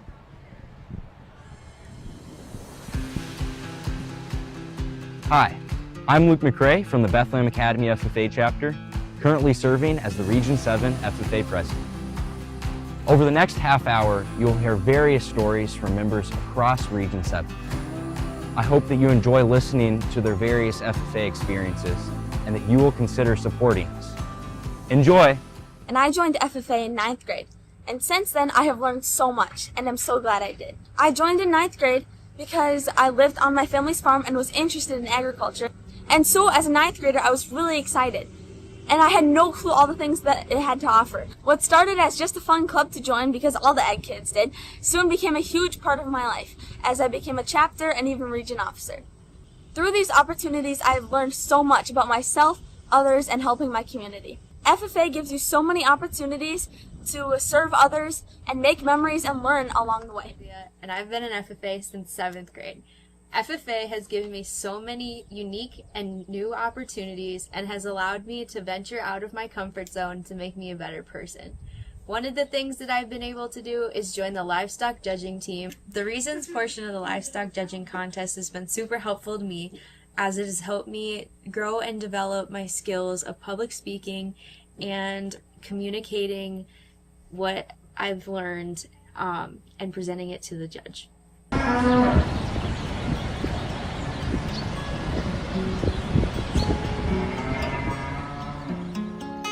My name is Jada Braun and I'm from the Medford FFA chapter. My SAE is a dairy production entrepreneurship SAE. It all started about a year ago when my siblings and I were looking for a dairy farm to lease our cattle from to show at the fair. We had many different farms in mind, but this one here is the best fit. The one that we leased from is Balzer's Dairy outside of Medford, Minnesota. Part of my SAE is taking care of the cows and coming in about once a week to do some chores or look for some heifers to show at the fair. In the summer, we come out about every single day and do chores, which could include helping with cleaning out pens and raking up some other pens in the barn. In the winter, we come out about once a week and work with our animals, find some new ones to show, and do some more chores. From my SAE, I've learned many different things, including time management, which is knowing that you have a time limit on how long it is till fair and making sure that everything gets done on time. One other thing that I've learned is that hard work pays off. There's many times where there's days where I don't want to come over here and I just want to stay home, but I know that if I work hard and keep working with my animals, I will make it to the top at some point and hopefully encourage others so that they know how important it is and that it might be something that they want to do. With my SAE, I plan on in the future hoping to build my own farm with different animals, not only dairy, but hopefully also sheep and maybe some beef cattle as well. I'm Rick Balzer from Balzer Family Dairy, which my dad established in 1949. And we've progressed over the time from tie stalls to stanchion barn to robots now. We have two robots and milk about 125 cows. Jada has asked us to lease animals for her project so she can show them at the fair. She kind of come to us and asked us about it, and we were willing to be involved and let her take the reins and pick out the heifers that she wanted to take, and she had done most of it. I'm really proud of what she did. I'm hoping they can get into many of the fields of dairy industry, whether it be on a farm or being a promoter, or like she said, she wants to be in communications, and we need communicators. Hope she can promote positive information for the dairy farm. With working with dairy animals and in the community, there are many different opportunities that gives you.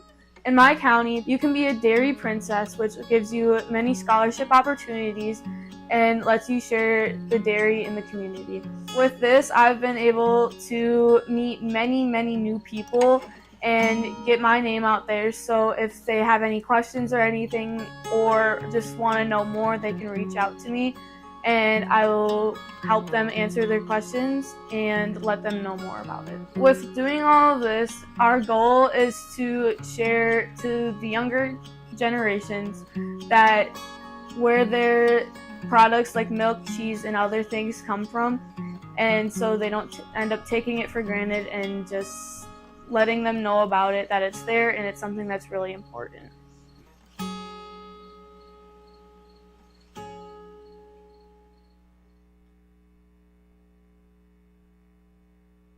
I was excited when I first realized I was selected for the James Tracy Scholarship, and I really felt a lot of honor and pride. Growing up in the area that James Tracy is from, I felt a lot of accomplishment earning one of his scholarships. College is really expensive, and so earning a James Tracy Scholarship has definitely helped me with my tuition and my housing costs. And without it, I wouldn't be able to be as involved on campus as I currently am.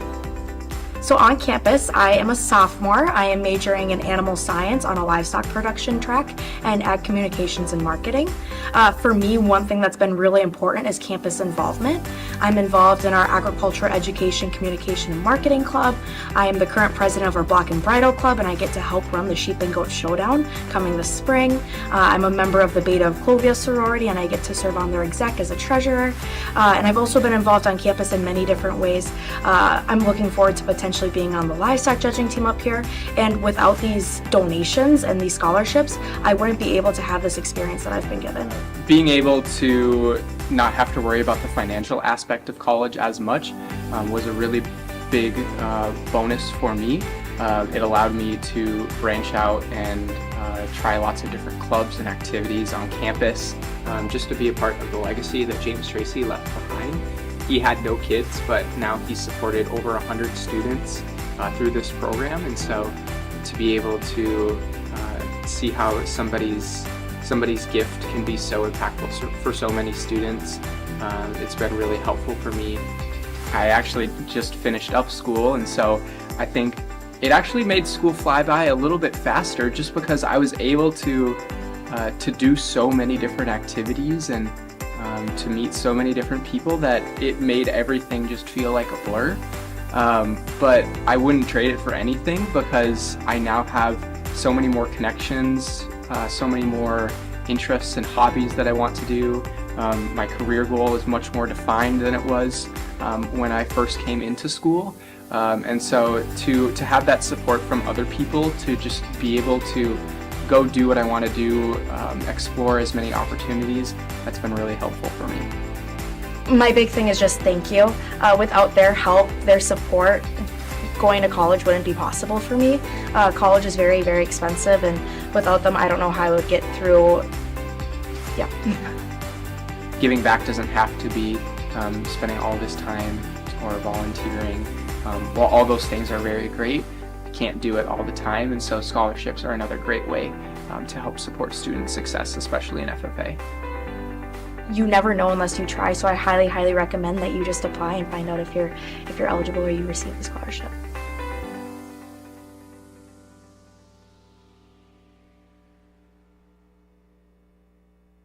And I've been involved in FFA for the last 3 years at Maple River High School. Throughout my time in FFA, I have gained lots of lifelong friends, learned lots of new things, and have been provided so many opportunities that I never even knew were available to me. I joined FFA during my sophomore year, shortly after transferring schools in the fall. When I joined FFA, I will be honest, I didn't quite know what it was, and it took my friends a little bit of convincing, but I started out competing in the companion animal science contest, but decided for my junior year I wanted to try a new CDE, and I'm so glad that I did.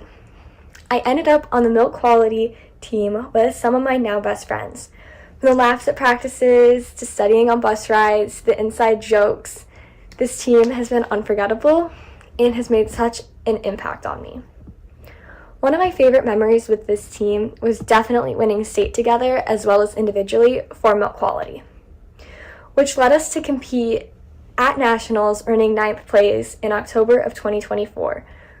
We had so much fun in Indiana and had lots of fun and funny stories to tell when we got home. We were very thankful for this opportunity.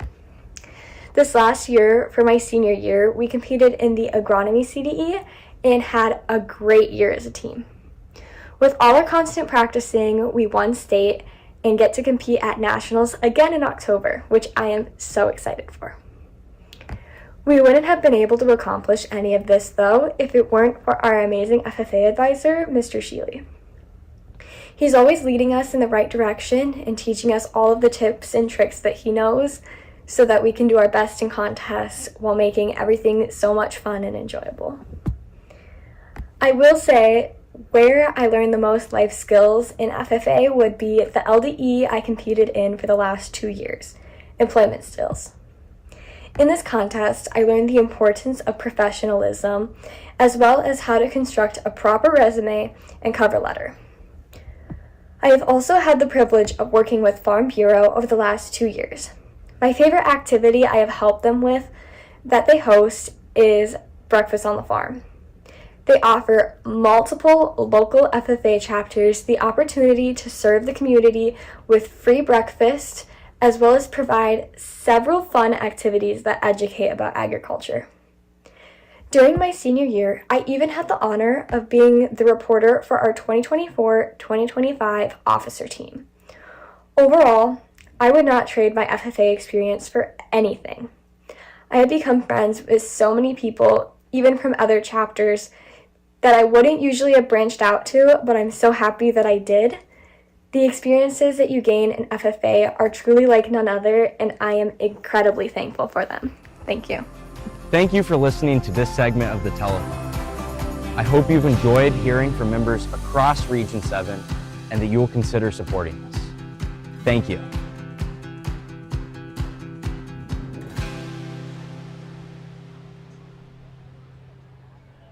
Oh my, are you having fun? Because by all means, I am.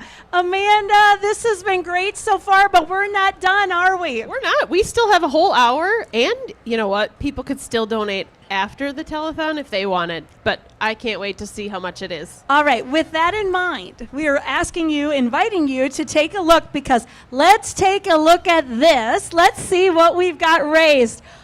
Wow. We are up to... It's going up. Wow, $26,000. We've seen some great growth since the last time we took a look. If you're one of those people who has donated, thank you so much.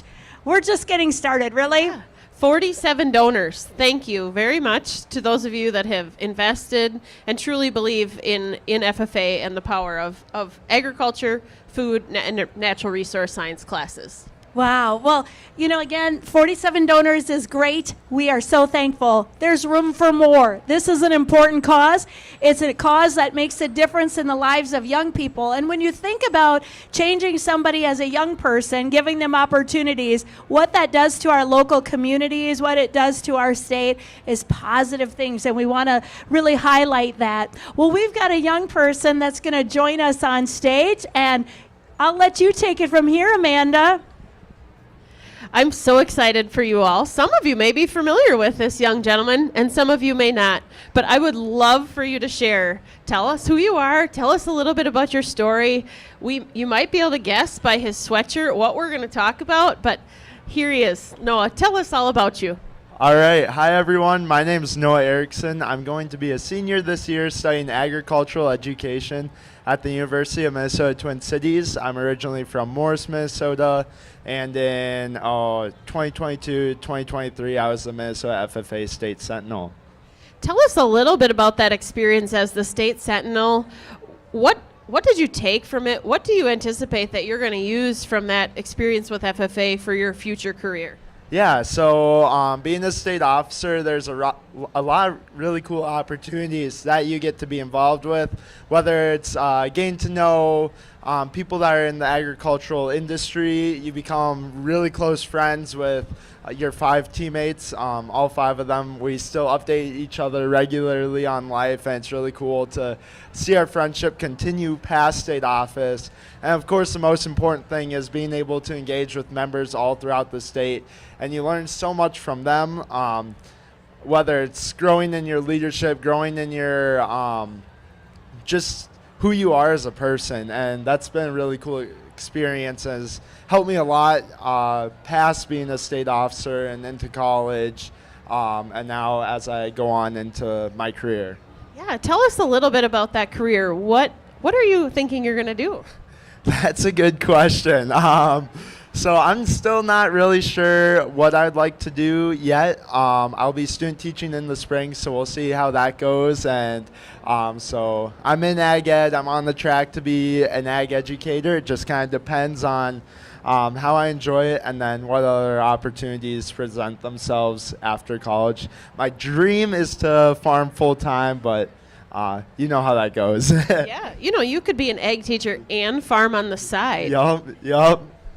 Tell us a little bit about where you're going to student teach and what that experience looks like. It's an experience, right? So tell us about that, what you're looking forward to, what makes you a little nervous. Yeah, so I'll be student teaching down at Plainview Elgin Millville with Paul Arswald, Val's husband. So there's a connection there, and I'm really looking forward to it. I'm going to be living with my aunt, which will be a fun time, getting to be around my cousins and everyone. And it's a little intimidating because although I've spent a lot of time working with students, it's a little bit of a different situation when you're the teacher. So we'll see how I adjust to that, as well as developing curriculum and doing all that. Yeah, wonderful. I want to hear a little bit about, and I think the viewers would like to hear a little bit about what you did this summer. Yeah, so this summer I was a facilitator at Washington Leadership Conference, which is an FFA experience that's put on by National FFA. I actually have one of the members of my community group sitting in the audience right now. So week 4, yep. Should we ask him how you did? Yeah, maybe.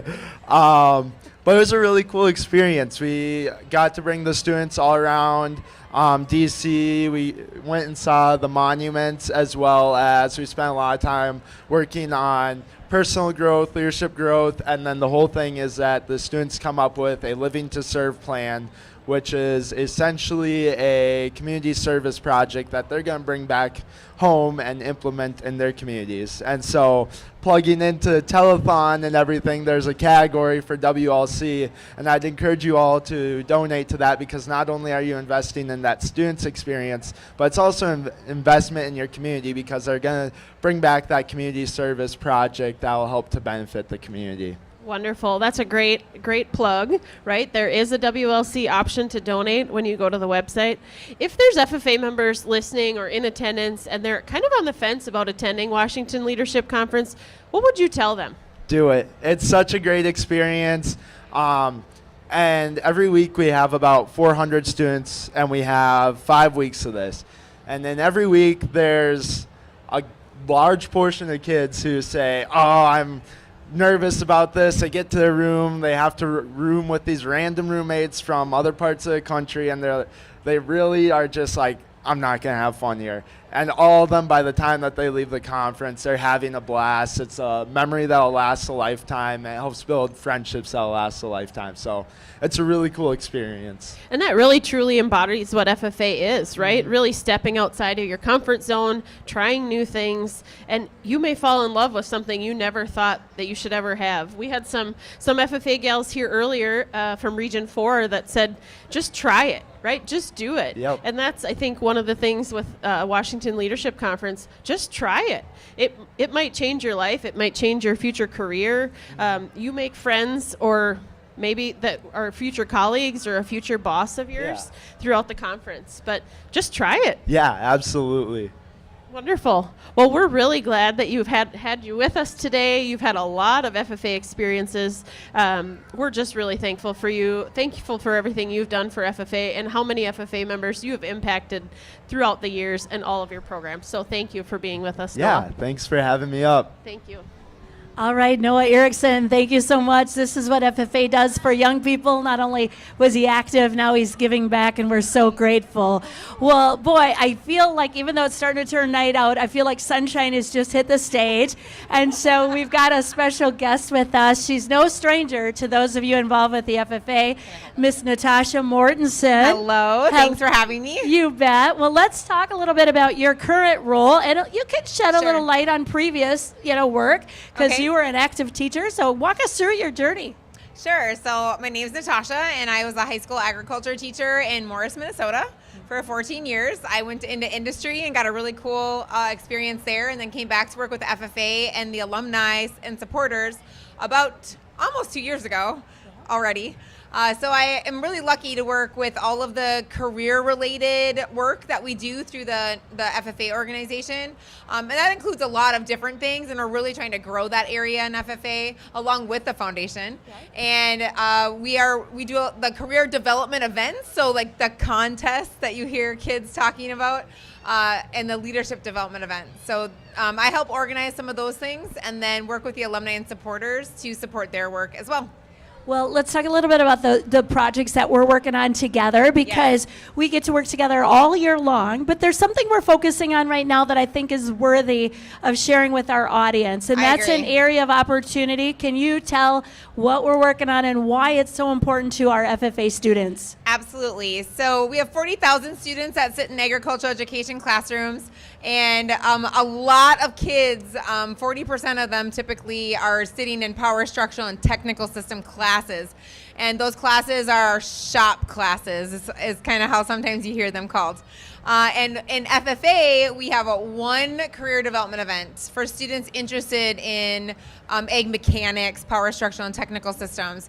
So we've worked really hard this year to increase the opportunity, not only for power structural and technical, but we've also tacked on technology, agriculture technology into that system.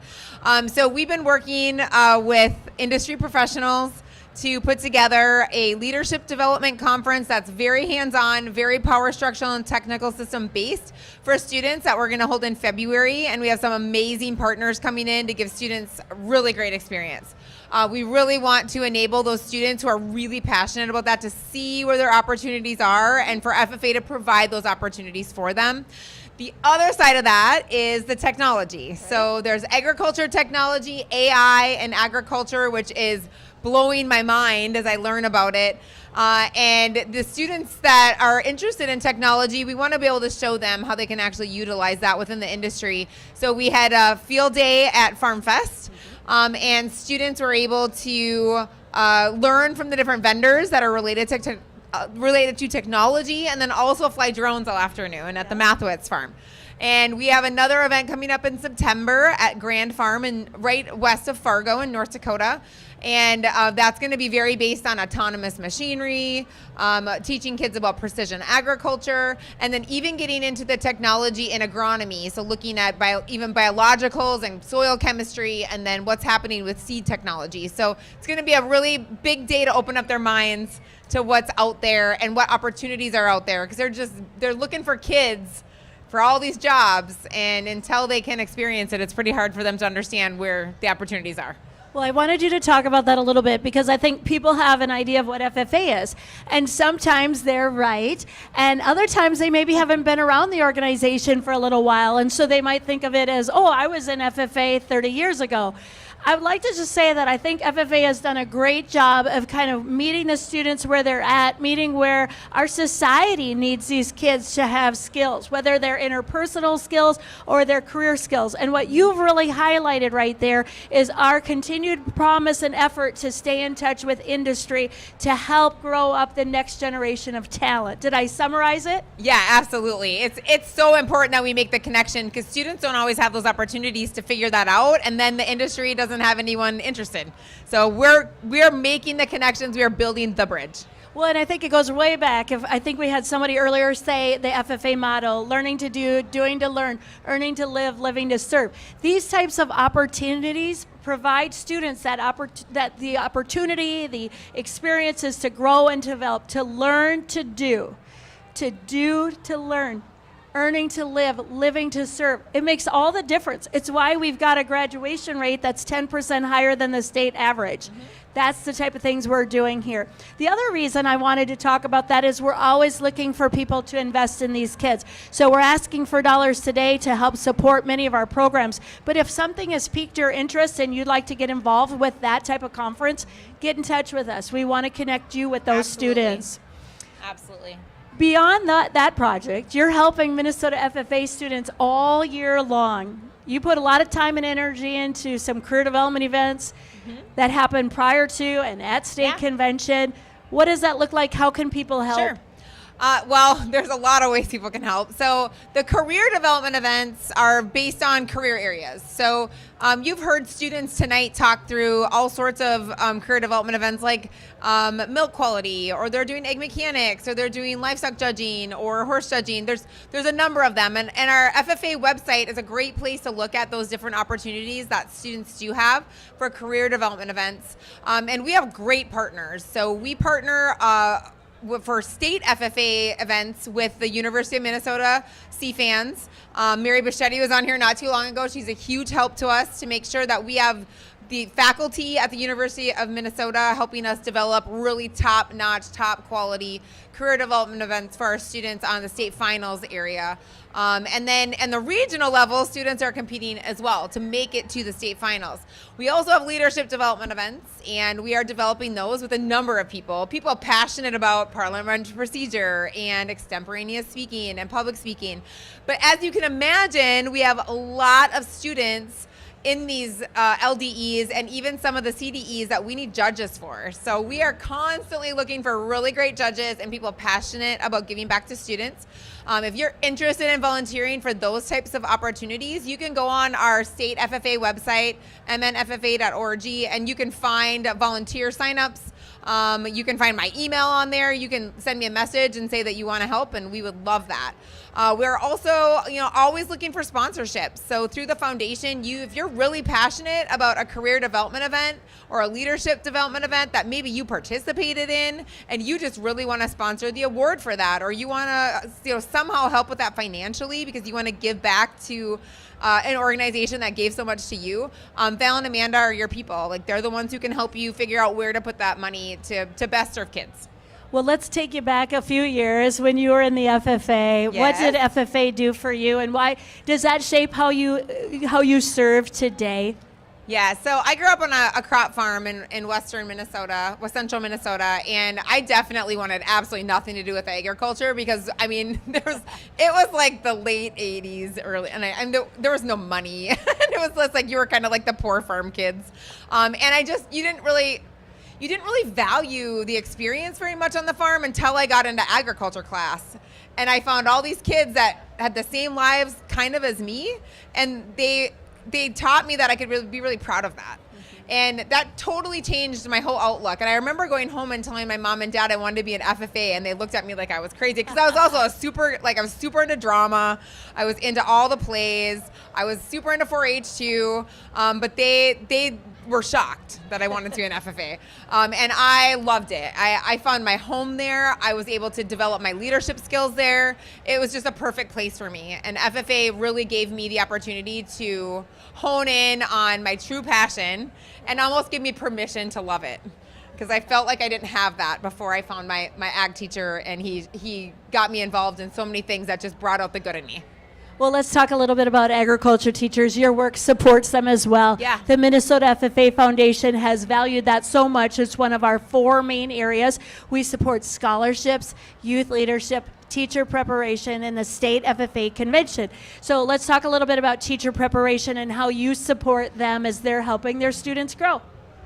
Absolutely. So the teacher prep in Minnesota, we have multiple ways for students to go into agriculture education.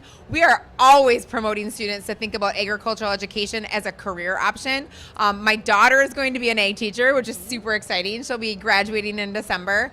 And I think there's a lot of opportunity for people to also support us in making sure we have ag teachers. We need to to encourage kids to go into the profession as communities. And the more we can get good quality people in those positions and then support them through things like the Alumni and Supporters Organizations and by financially giving to the foundation, we're able to create a system that is a support net. And nothing is good without support. So I think it's really important as we move forward to think like, how do we also support teachers, especially new teachers that are coming in? The foundation does a great job of supporting programs, but we have multiple ways for students to be, or the teachers to be supported as they're learning how to be good quality agriculture education teachers and mimic the communities they're in and make sure that they're bringing in what's needed wherever they're at. Well, as we kind of wrap up this segment, I just say that if you have an interest in supporting students directly, teachers directly, programs directly, the Minnesota FFA Foundation has a place for those dollars to make a meaningful impact. Natasha Mortensen, we are so glad you're here today. I know you're pretty much living at the fair this week, all of these days. Grateful for what you do for FFA and for our students. Thank you. I'm grateful for what you all do. So thank you for supporting all the things and making sure all these kids have these wonderful opportunities. Wonderful. Well, before we move into the last section of the telethon tonight, I do want to remind you that you can go to our website, but you can also text to give. So we've just completed our time in Region 7. So if you wanted to support Region 7, you would text MNFFA7 to 71777. And that is how you can make your gift. So thank you so much. Let's take a look at Region 8. My name's Edward Winters, and I'm serving as your Region 8 President this year. Within Region 8, we have many great opportunities for all members, including our Fall Leadership Day, which is held coming up here in September, our Region Green Hand Camp, which is a 3-day camp for all of our Green Hands, and many more opportunities for members to connect both with other members from other chapters and to connect with possible career pathways for their futures. But this is all not possible without the generous support from our donors and our supporters, and we couldn't do any of this without you guys.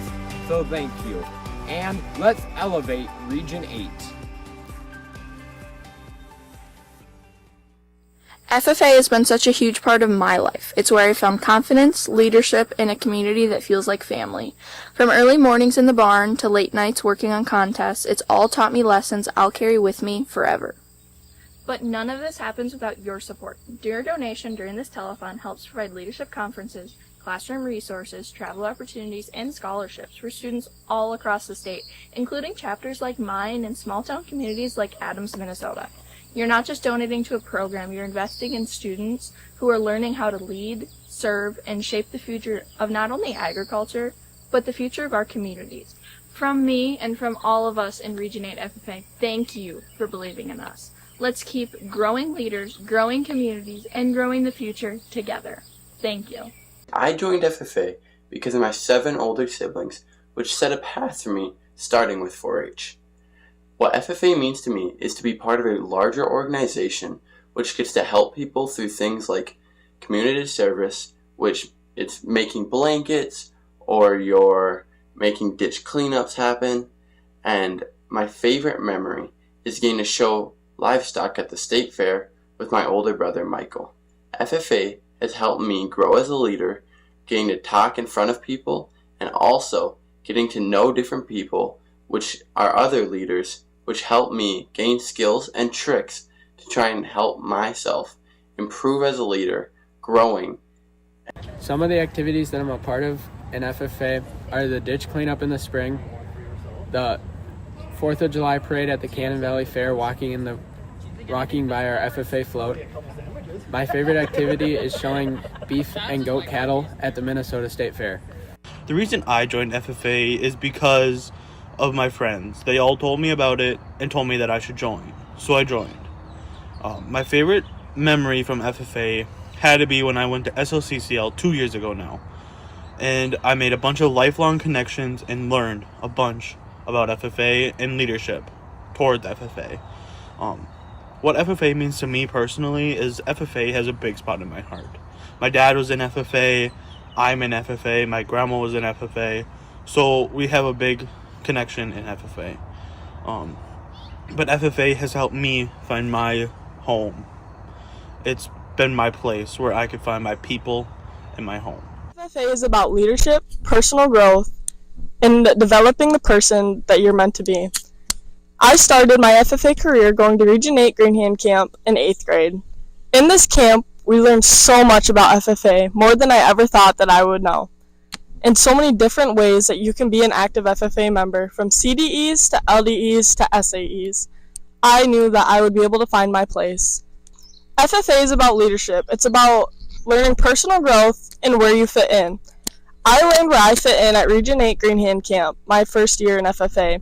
It taught me so many different skills and taught me that it's okay to reach out and go out of your comfort zone sometimes. FFA has not only shaped me as a student, but also as a person. FFA is such an incredible opportunity, and I hope that you truly consider donating. Every dollar that you donate during this telethon can help students just like me, whether it's going to state convention, attending national convention, or competing. Please, please, please consider donating. Every dollar matters. And if you're wondering if your donation truly matters, it does. I promise it does. So please, consider donating today. Thank you. I joined FFA in 7th grade to be more involved in my school and community and to learn about agriculture. FFA to me means a place to thrive and grow and learn about agriculture, as well as making connections that I would not be able to make without FFA. My favorite FFA memory would probably have to be this past state convention when I got my state degree alongside other chapter members and many other members across Minnesota. FFA has helped me grow as a leader by becoming a chapter leader and just getting used to talking in a room full of people to becoming a region officer and helping FFA members across Region 8 grow. I am the Minnesota FFA Foundation Board Chair for 2025. I have the opportunity to lead the board, and I just appreciate being a part of the board and having the opportunity to work together with such a great group of individuals who love the mission of FFA, but also the opportunity to help raise funds and financing, and then also support scholarships, programs, education, all the different things that we get to tap into as a part of supporting FFA across our state. So I was an FFA and 4-H member as a youth, and started in 4-H obviously because you can start a little younger. And then as I entered high school, I had the opportunity to join FFA. I was recruited by some friends that were in the program. I was the first girl in our FFA program, which was at the time rather unusual. But I found my kind of circle of true friends as a part of that, as well as the place that I really fit in. And I was a farm kid who loved working on the farm, thought I would work on my farm my whole life. And so I was surrounded by others who had that same goal, and had the opportunity to be a part of lots of different contests and events. Ultimately was a local officer and then also a regional officer, and of course attended state convention several times. So great development. And honestly, as I look back, I think about all the different leadership opportunities I gained and just confidence and skills in speaking that I had the opportunity to learn as a part of FFA, which has really shown through in my career path. So while I intended to be a farmer for my whole life, that is not what my future plans ultimately ended up being. And I have worked for Compeer Financial for the last 26 years. And so I've had the opportunity to be in a variety of roles. I get to work with farmers and agriculture and rural communities. And I get to support agriculture in a lot of different ways through a company that has a lot of belief and faith in agriculture and who supports in so many different ways. So Compeer has also brought me back to the Minnesota FFA Foundation. I get to represent our company as well as an organization that I love, and help support both as a part of this role. Yeah, if there's anything that I just love about coming here, it's the energy and being surrounded by all of the youth in their jackets and official dress, and the enthusiasm and energy that they bring just gives you energy. It makes you so proud to be a part of something so meaningful. So I just love just looking out across the crowd and seeing the excitement and the energy, having the conversations with everyone who's here, and knowing that I've played a small part in helping support that There are so many different ways to give. So I think that's what's beautiful about how the foundation provides opportunities. You can give to a specific cause or a specific part of FFA if you want. I personally prefer to give to the general fund because then I know that whatever might be needed, we can go ahead and support that and fund that.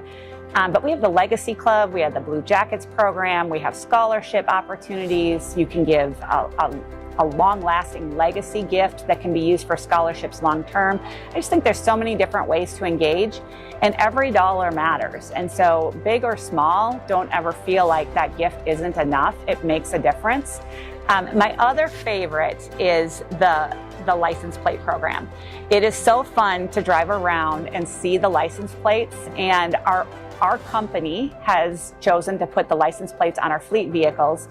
So we drive down the highway and try to find each other when we're coming back from meetings and whatnot. We're looking for the Minnesota Ag plates driving back from meetings, and our team members that are from other states are jealous that us as Minnesota team members have special plates to share. So the plates are pretty fun, and I encourage companies to consider it for their fleet vehicles, but just as an individual, it's another really fun way to give to FFA and just show your support.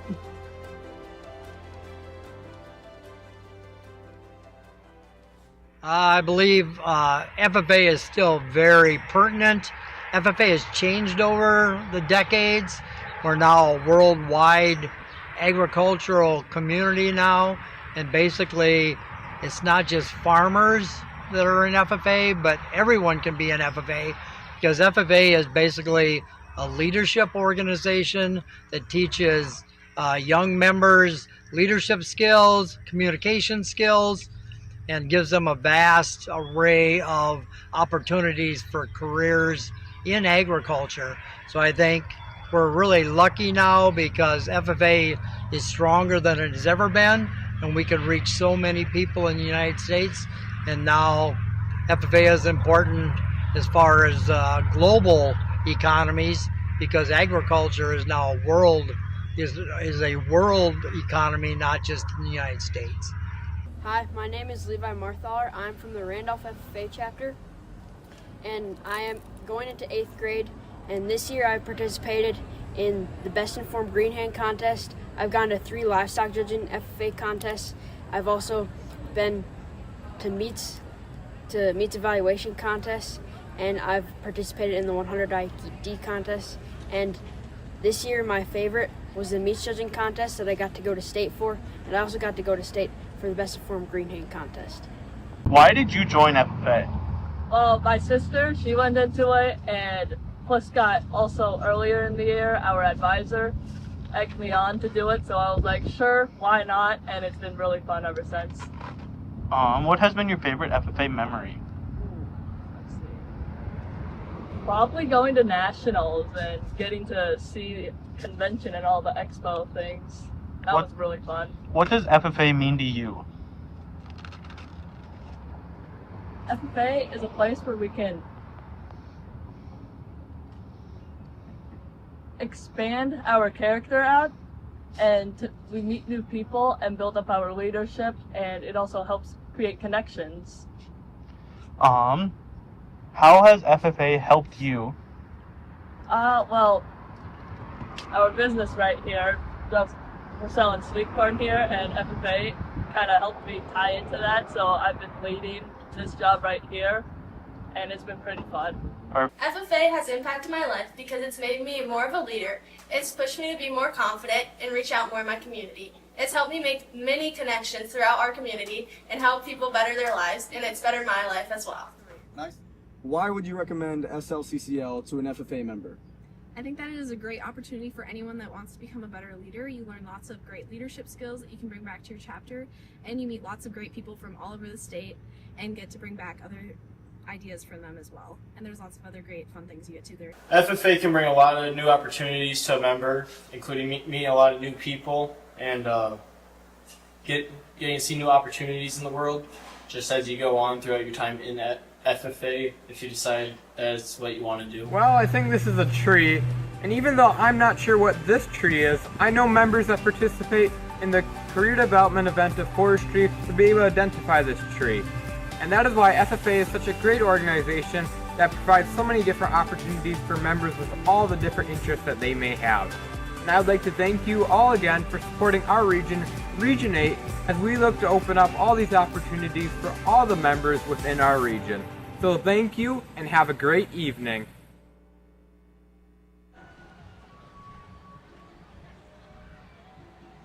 All right, we're back at it for our final section of this year's Great Minnesota Give Together Telethon. What a wonderful night it has been. We continue to see donations come through. If you haven't had a chance, please consider making a contribution. There is no donation too small or too big. We always know that it's an important investment because you're investing in young people. And Amanda's got a couple people on stage here, and we'd like to hear about the impact that FFA has had on their lives. So here it is. Absolutely. I'm thrilled. We've moved into our last region of 8 regions. We're with Region 8. And these two gentlemen are both Region FFA officers in Region 8. And we would love to hear your FFA story. But first, I'm going to have you introduce yourselves. We'll start with you, Edward. And go ahead and tell us a little bit about yourself, what your region officer position is. And then I'm going to quiz you a little bit on your FFA story. All right, hope you don't stump me too bad. But my name is Edward Winters, and I'm currently serving as the Region 8 president this year, alongside serving on region duties. I'm also my chapter president for this upcoming year, and besides serving in those different leadership roles, I also have the opportunity to compete in different contest areas, which some of those areas have included parliamentary procedure, nursery and landscaping, and then also doing prepared public speaking for the last year for the first time. I also have several different supervised agricultural experiences, which are projects that allow me to learn more about certain areas of interest that I have personally, which include beef and then also nursery and landscaping as well. Wonderful. What is one of the most impactful FFA experiences that you've had yet? I would say one of the most impactful experiences I have had is being able to host our region Green Hand Camp.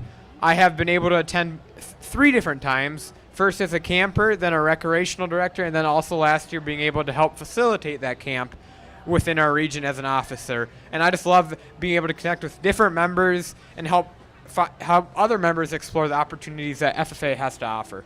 Yeah, and before we move on, for those that aren't familiar with FFA, what are the Green Hands? Tell us what that is.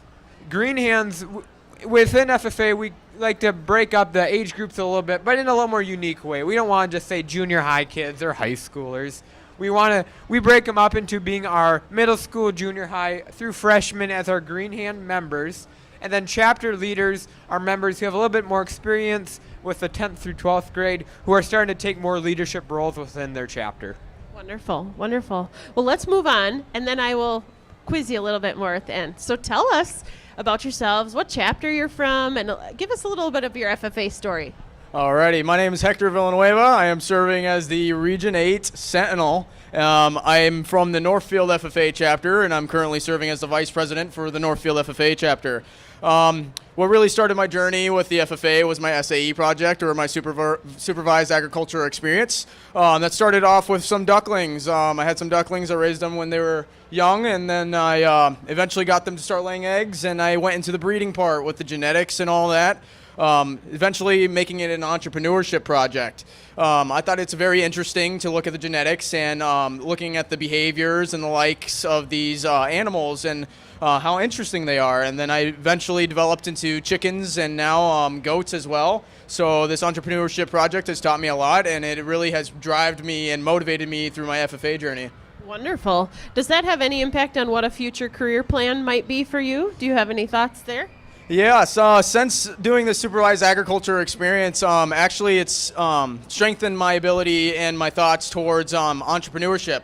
And now I feel like entrepreneurship is just the direction that I want to go. I like the idea of running my own business and knowing what's going on behind it, working for myself, and getting to work with other animals and just to experience what they're like. And I like the field of the business part of it where you can do money and investments, so I find that very interesting. Wonderful. And that is one of the real strong suits of FFA, right? Is you can really dig into what interests you and maybe step out of your comfort zone for something that you would have never thought would have interested you, right? Because maybe you never wanted to be an entrepreneur until now, but you learned that through your FFA experience, right? We have some FFA members. We had some in the crowd. We have some listening. What advice would you both give to them if they're a young FFA member? Give them some advice about what to try, what not to try, what you loved, what you didn't. Give them some advice. Yeah. So I'm going to piggyback off a little bit earlier what some other FFA members have said, and that's just take every opportunity. And first off, just listen to your AG teacher. Often they know what opportunities are best suited for you, and just take all those opportunities that are coming your way, because you never know what interests may start a fire for you and lead to future career pathways, or possibly just more hobbies that you have throughout your entire life and career. I'll kind of say the same thing, when I first started FFA, I was kind of skeptical, I didn't really know what it was. So I was actually a bit confused. A lot of people have told me about it before, and I found it really interesting at first. But I was always scared to join, so I finally pulled the trigger and I did it, and I think it's one of the best decisions I've ever done, and it's definitely an organization that's impacted me a lot. It's such an overwhelming power that this organization has, and it motivates you to do such a great job, and especially in the agriculture industry that a lot of people misinterpret. So I like the fact that it opens new doors for everyone, and it's not just for the farmers, it's for everyone that works with their hands, the people that have making clothes, all the clothes that's on your back, everything is FFA, everything's agriculture if you think about it. So I really like that aspect of FFA, and I think that more people should look at that spectrum. What a wonderful story that you both have, right? We're here to raise dollars to support young members like these two gentlemen in front of you, and there is no better story than what you've both just shared for somebody that's considering donating or supporting and building FFA. So thank you, gentlemen, for being with us. We're going to continue to highlight Region 8 here. So if you're interested in donating and supporting young members like Hector and Edward, we would love to have you. You can donate through the text to give. You bet. It's not too late. We continue to raise dollars. Thank you so much for being with us. Appreciate it. As we welcome our last guest of the night, I just do want to remind you that you can text to give, or you can give on our website. If you choose to give by text, you would want to give MNFFA 8 to 71777 if you choose to support Region 8. If you want to make an overall gift, you can do that. Just leave off that number 8. Well, Kyle Thomas has joined us. He's been with us for some of these telethons in the past, and it's worth bringing him back because he is the epitome of going through the FFA, achieving a lot of growth and development, but then also recognizing the important role that he has of giving back to support the next generation. So, Kyle, I'm so glad you're here today. Can you tell us what your journey was in the FFA and then why you're now investing in FFA programs going forward? Yeah, absolutely. So I was from the Rockford FFA chapter, so on the West Metro, and our FFA program was kind of new. People that I was around, I was the first person in my family to join FFA. I was always somebody that liked to try something new, so I said, why not? Let's see what this has to offer. And it really turned out to be one of the greatest opportunities of my life. I got to serve in many different leadership roles. I got to serve as my chapter president for a few years, and then I ended up actually becoming the first state officer from my chapter. And then after that, I got to run for national office 2 years in a row. And now stepping into an alumni role, it's a lot of fun to see the progression and see how FFA really changed my life. Well, you're holding something there that we've kind of alluded to throughout the night. Can you tell us a little bit about what you're holding? And I remember, I think, getting a text from you like, I got mine. Can you tell us what you're holding and what the value is? Yes, so this is the Minnesota Specialized Agricultural License Plate, and it is a plate that supports both FFA and 4-H programs. This was a program that we launched just a few years ago, and it's a great way to show your support for agriculture and agricultural education across the state of Minnesota while also supporting student success. It's a really easy way to give. It costs just $20 on top of your typical DMV registration fees. I proudly have my plates on my car. And it's fun because you get to see all the other people with ag license plates as you're driving around. And agriculture is a very close-knit community. And so whenever I see the plates, I'm always like, I wonder if I know that person. And so it's a great way to support FFA. There's lots of things in the plate that are representative of both of the organizations. And yeah, a very easy way to give. Well, good. Talking about giving, again, the telethon tonight, we're so grateful for your involvement, your help with a lot of things. But you think it's a worthy cause, don't you, to invest in the FFA? Absolutely. Now that I'm done with FFA and more working in an alumni role, helping other students, I really saw the impact of how other people invested in me and how important it is to invest in other people. And even the tiniest bit of effort into to helping someone else unlock their potential, I think really can show a catalyst for their future, and it can be a really big difference for them. You never know what it's going to be like, but as we were saying, no big is too big or too small. So I'm going to give a donation right here on stage. Yay! So Well, good. very easy contribution. I hope other people do the same. Wow. Well, Kyle, thank you so much for all that you have done and what you continue to do. You have a gift as far as telling stories, and you've helped capture many of the stories that we shared tonight. So we're grateful for that. We're grateful for this financial investment. So thank you so much. Thank you very much for having me. All right. Well, Amanda, we are just winding down to the last couple of minutes. We've been keeping a little tally going here because we want to make sure we have, a good knowledge of where we're at today. But do you want to quick acknowledge a few? Quick before we see a final total. I'm excited. I really want to thank our premier sponsor, our purple ribbon sponsor of this event is Profinium. So let's give them a round of applause. Let's go. Woo! Blue ribbon sponsors for today include Ag Country, Ag Partners, CoBank, Dakota County Elks, Land O'Lakes, Minnesota Farmers Union, and the Minnesota State Southern Center of Excellence. We also just want to thank an additional sponsor, ProSize Solutions and Gone Again Travel, as well as our matching grant sponsor, Jeeps. And it was great to have those gentlemen with us from their board of directors earlier, but we did match. We received the match, so we're really excited. Double the gift. It's time. I think it is absolutely time to take a look at the progress we've made. I will say that as this gets displayed, let's celebrate, but there's still more work to be done. So as we get ready to see that total, we'll take a look and see how tonight we did.